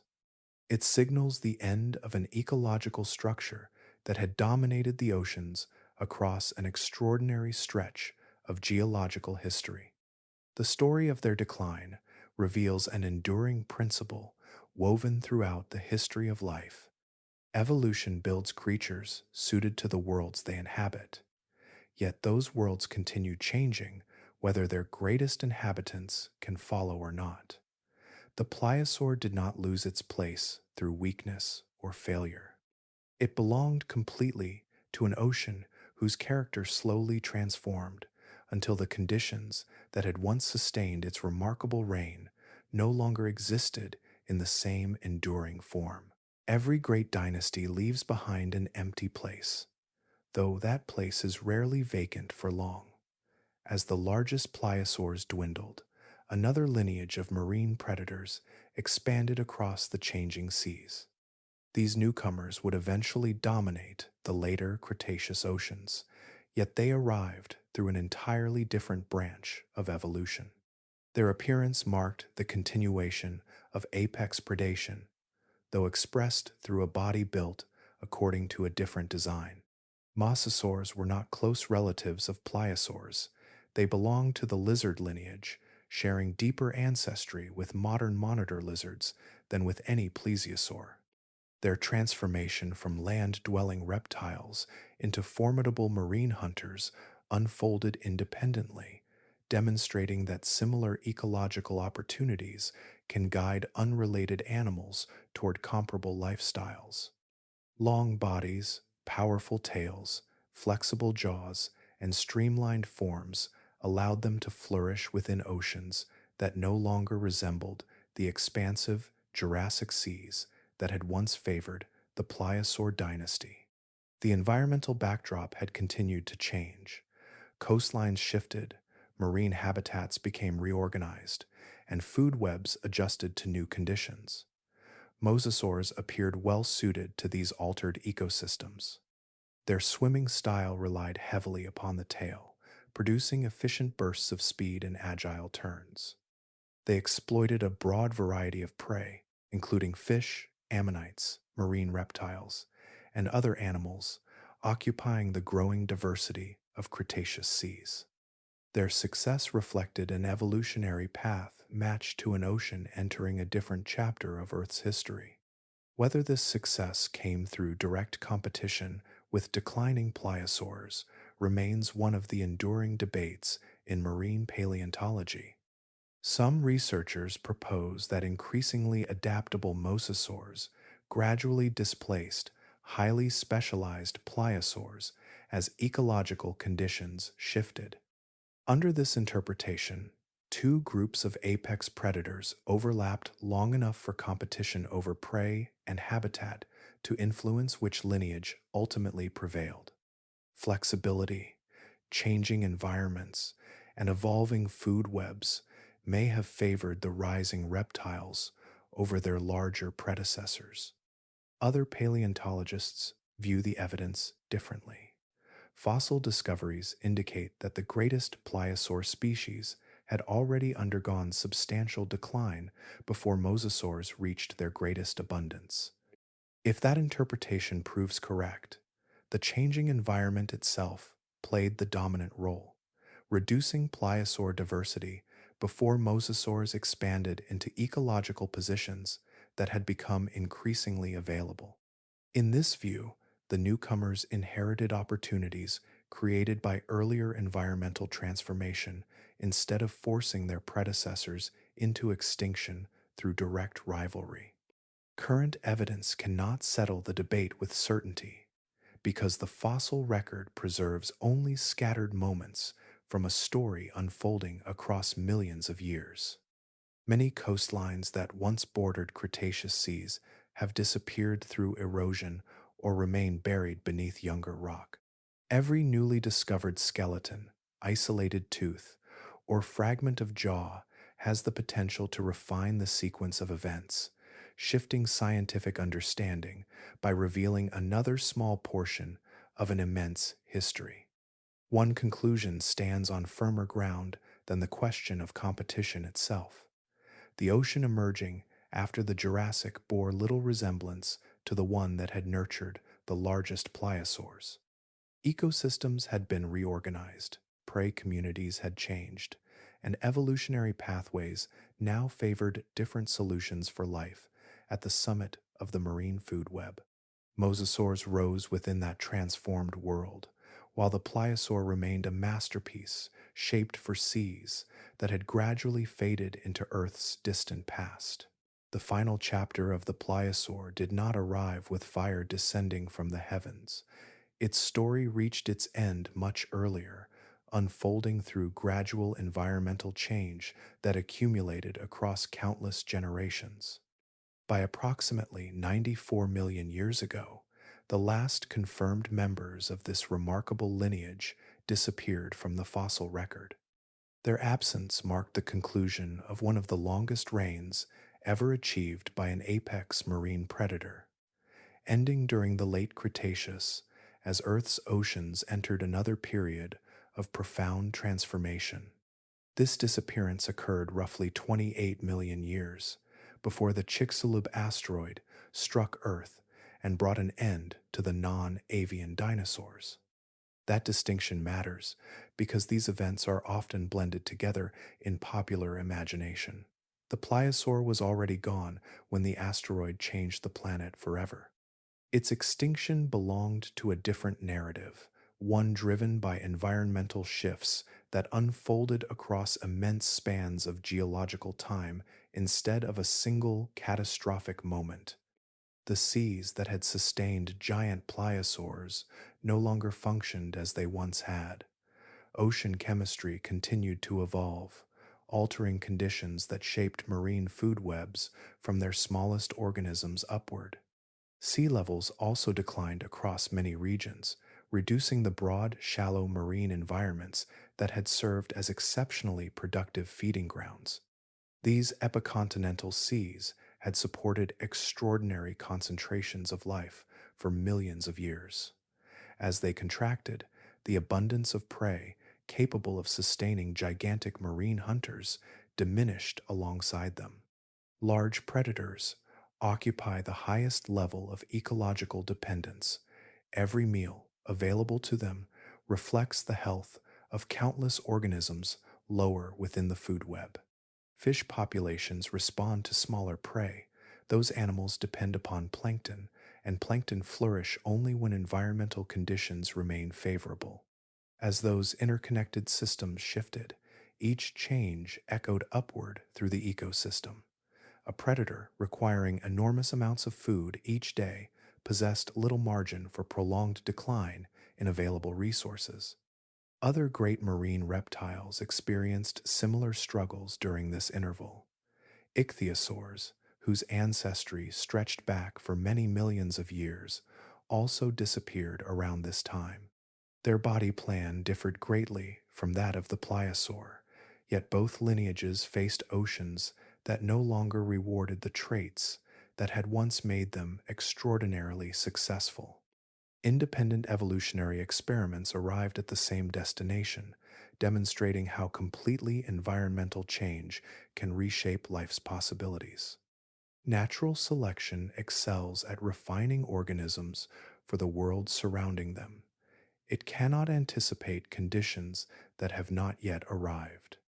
Across millions of years, evolution had produced an animal whose anatomy, physiology, and hunting strategy fit a particular marine environment with astonishing precision. That specialization delivered immense success while the surrounding ecosystem remained stable. Once those conditions faded, the same specialization became increasingly difficult to sustain because adapting an animal already refined to one extreme required evolutionary change that could not proceed quickly enough. The disappearance of the pliosaur, therefore, stands as the closing movement of a much longer environmental transition. No single battle ended its dynasty, and no solitary disaster erased it from the seas. An ocean that had once supported its immense appetite gradually became another kind of ocean altogether. As that transformation continued, the greatest hunter those waters had ever produced passed into stone, leaving scattered fossils as enduring traces of a world that no longer existed. Nothing disappears from an ecosystem without leaving traces behind. The departure of a hyperpredator reshapes relationships that have developed across millions of years, altering the balance between hunter and hunted in ways that continue long after the final individual is gone. When the pliosaur vanished, the oceans did not become empty. They became organized according to a different set of evolutionary pressures, producing marine communities that followed new pathways while still carrying the legacy of the predator that had once occupied the highest place among them. For countless generations, every sizable marine animal had existed beneath the influence of that immense hunter. Mid-level predators searched for food while avoiding becoming food themselves. Fish, marine reptiles, and early sharks occupied positions defined by an ecological ceiling that rarely shifted. Once that ceiling disappeared, opportunities expanded throughout the food web. Groups that had persisted for millions of years under constant pressure now encountered habitats and resources that could be explored with fewer constraints than before. Among the greatest beneficiaries were sharks. Several important shark lineages increased in diversity and ecological importance following the decline of the largest pliosaurs. They occupied hunting roles that became available within changing marine ecosystems, experimenting with different body shapes, feeding strategies, and habitats. This expansion did not occur because sharks suddenly became superior predators. Instead, they entered oceans whose ecological structure no longer revolved around sustaining gigantic marine reptiles that consumed extraordinary quantities of prey. The influence of the pliosaur, nevertheless, remained embedded within the survivors. Evolutionary changes forged under relentless predation did not vanish with the predator itself. Fish capable of rapid acceleration retained those abilities. Marine reptiles, adapted for deeper diving, continued carrying anatomical features that allowed them to exploit lower regions of the sea. Schooling behavior, improved sensory awareness, and stronger defensive adaptations had all developed across countless generations, responding to the demands imposed by an apex hunter whose reach extended throughout the ecosystem. These inherited traits shaped later oceans as surely as living predators did. Descendant populations passed successful adaptations from one generation to the next, preserving biological solutions created during an earlier age. Evolution rarely begins again from the beginning. It builds upon structures already present, leaving evidence of vanished ecological relationships within the bodies and behaviors of surviving organisms. In that sense, the pliosaur continued influencing marine evolution long after its own lineage had ended. Removing the highest predator also altered the distribution of risk throughout the food web. No single hunter imposed exactly the same constraints that had once governed marine life.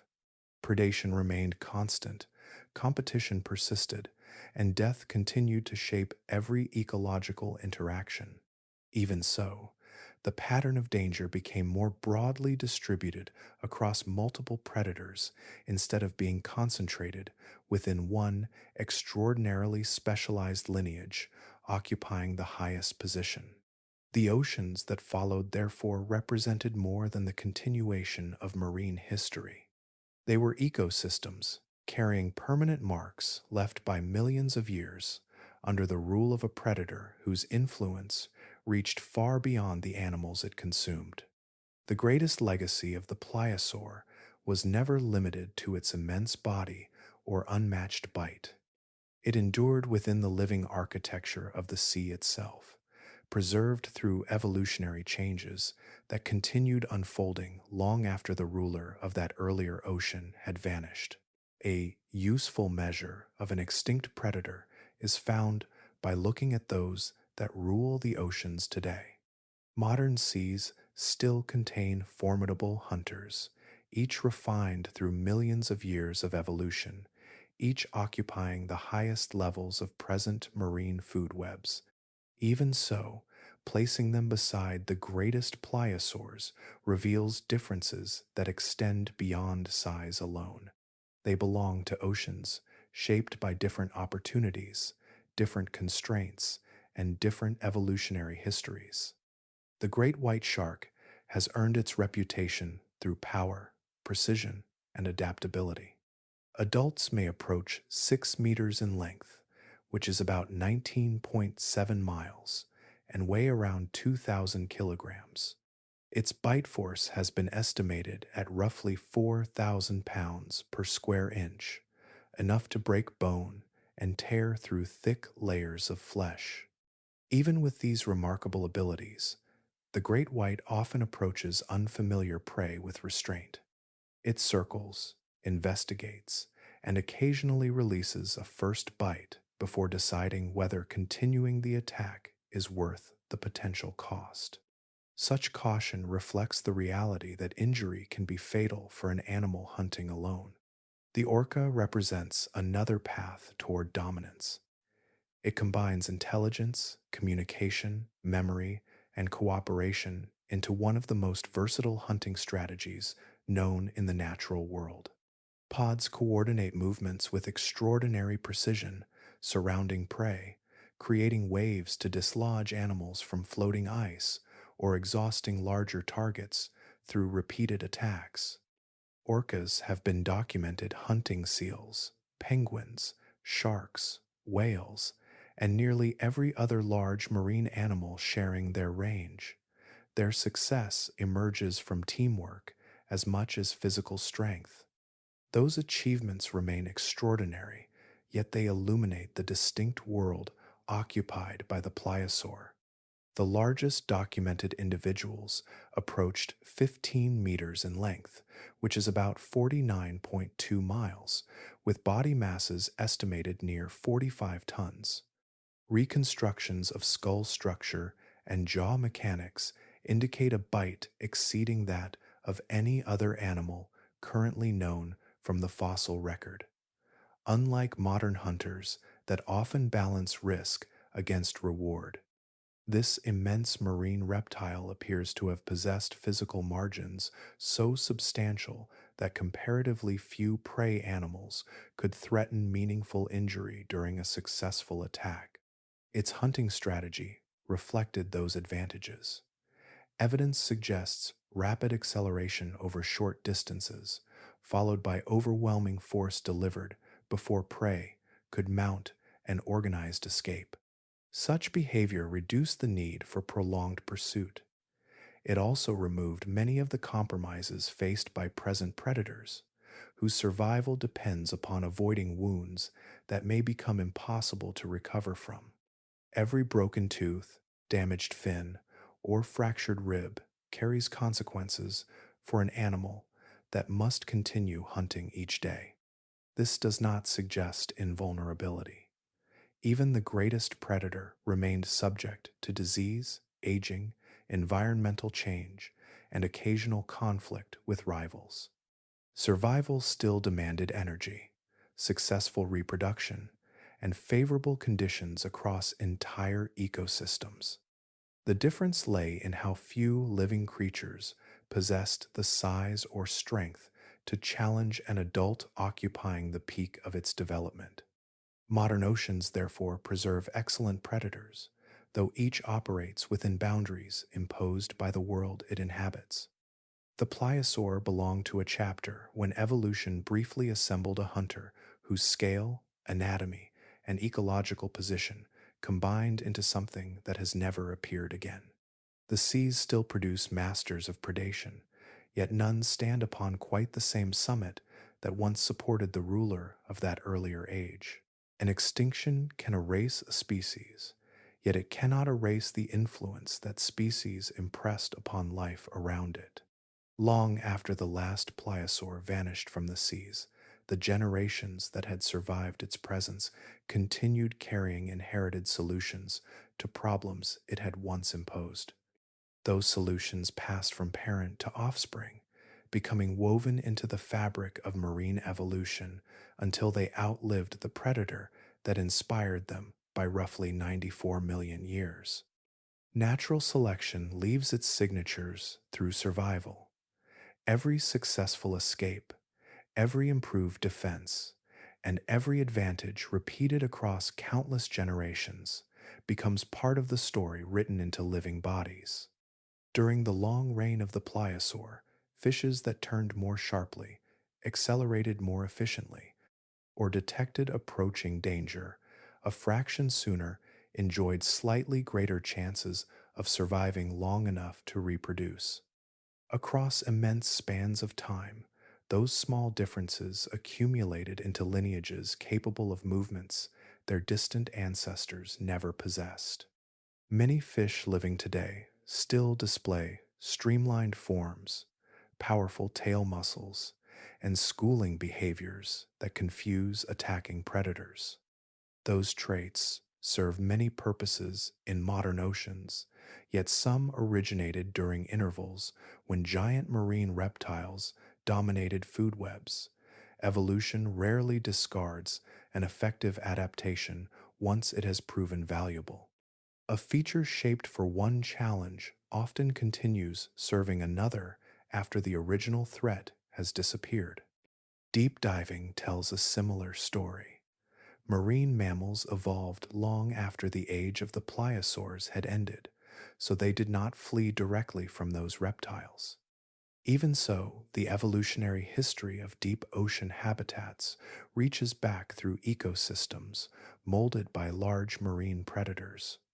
Earlier marine reptiles, fishes, and invertebrates explored greater depths in part because predators occupied productive surface waters. Those ecological patterns influenced the distribution of prey, habitats, and resources inherited by later lineages. The remarkable diving abilities of whales and seals, therefore, reflect a history whose earliest chapters were written in oceans governed by very different hunters. Sharks also preserve echoes of that distant world. Many of the body plans recognized today, including efficient cruising shapes, sensitive sensory systems, and rapid ambush capabilities, became refined while pliosaurs occupied the highest position in marine ecosystems. Sharks shared those waters, competing for food, avoiding larger predators, and exploiting opportunities left behind after immense hunters had finished feeding. Their later success did not emerge from isolation. It developed within communities already organized around an overwhelming apex predator. The fossil record preserves bones, teeth, and scattered fragments of vanished creatures, yet living animals preserve another archive that never turned to stone. Every streamlined body, every coordinated school, every instinctive dive toward deeper water reflects countless generations responding to pressures that shaped survival. Some of those pressures still exist. Others belong only to vanished oceans, remembered through inherited anatomy. The pliosaur itself left no descendants. Its lineage reached an ending that could not be reversed. Even so, the evolutionary changes encouraged during its extraordinary reign continued moving through time inside other organisms. In that sense, its presence never disappeared completely. It remained written into the architecture of marine life, carried forward by survivors whose bodies still bear traces of encounters with a hunter that has not swum across Earth's oceans for approximately 94 million years. Some discoveries extend beyond anatomy and fossils, inviting reflection upon the processes that shape them. The pliosaur belongs to that rare category. Its existence encourages consideration of evolution itself, not as a guiding intelligence with a destination in mind, but as an accumulation of countless small changes, each preserved only because it offered an advantage within a particular moment. Across immense spans of time, those countless moments assembled one of the most formidable predators our planet has ever produced. There was no intention directing this outcome. Natural selection possesses no foresight, no ambition, and no understanding of what it creates. Each generation differed only slightly from the one before it. Individuals carrying features that improved survival or reproductive success left more descendants, while less effective traits gradually disappeared. A stronger jaw increased feeding success.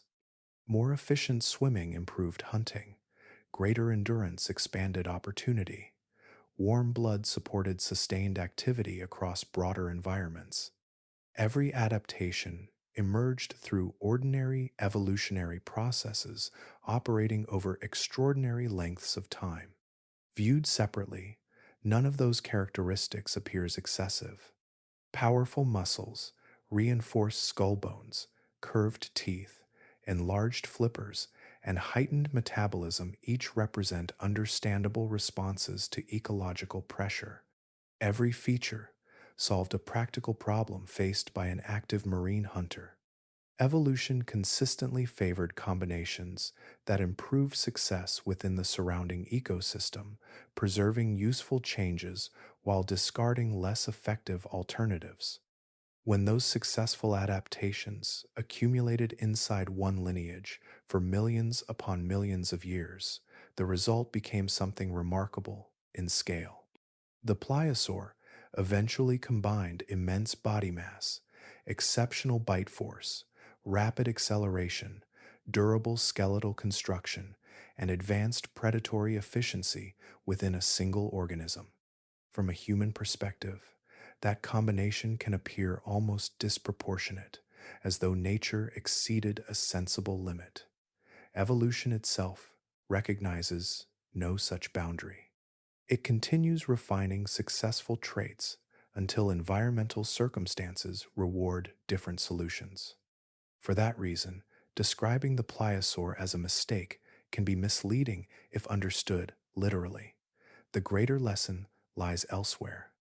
Its extraordinary form represents what happens when continuous selection operates within a productive ecosystem for immense periods without encountering pressures strong enough to reverse the prevailing direction. Competitive advantages accumulated layer upon layer until the lineage occupied an ecological position unmatched by any contemporary marine animal. Even the greatest specialization carries dependence. Every adaptation is connected to conditions that originally made it valuable. The pliosaur flourished because the Jurassic seas consistently rewarded its particular combination of traits. Productive food webs, abundant prey, and expansive marine habitats sustained a predator whose enormous body demanded enormous resources. As long as those conditions persisted, evolution continued reinforcing the same successful design. Eventually, the surrounding world shifted beyond the range that had once favored such refinement. Sea levels changed, ecosystems reorganized, prey communities declined, and ecological opportunities narrowed. None of those developments represented failure within the animal itself. The qualities that had defined overwhelming success gradually became less effective as the environment followed a different course. Evolution did not abandon its principles. It responded to new circumstances exactly as it always had. The pliosaur, therefore, stands as a reminder that natural selection creates no permanent champions. It fashions organisms for the present world alone, using whatever possibilities each generation provides. Sometimes that patient process produces a creature whose abilities seem almost beyond belief. Its disappearance does not diminish that achievement. Instead, it reveals that even the most extraordinary product of evolution remains inseparable from the changing world that first made it possible. Some truths carry a weight that fiction can never quite imitate. They ask for no embellishment, no dramatic invention, because reality has already done enough. The pliosaur belongs among those rare truths. It was neither folklore nor a creature imagined to fill empty places on old maps. It was a living animal that crossed genuine seas, pursued genuine prey, and ruled an ecosystem that once covered much of our planet. The evidence rests in stone, preserved across immense stretches of time until patient hands uncovered it once more. Its bones have been lifted from rock by paleontologists working through years of careful excavation. Its teeth have been measured, compared, and examined under microscopes. The scars left on fossilized prey reveal encounters that ended hundreds of millions of years before humanity existed.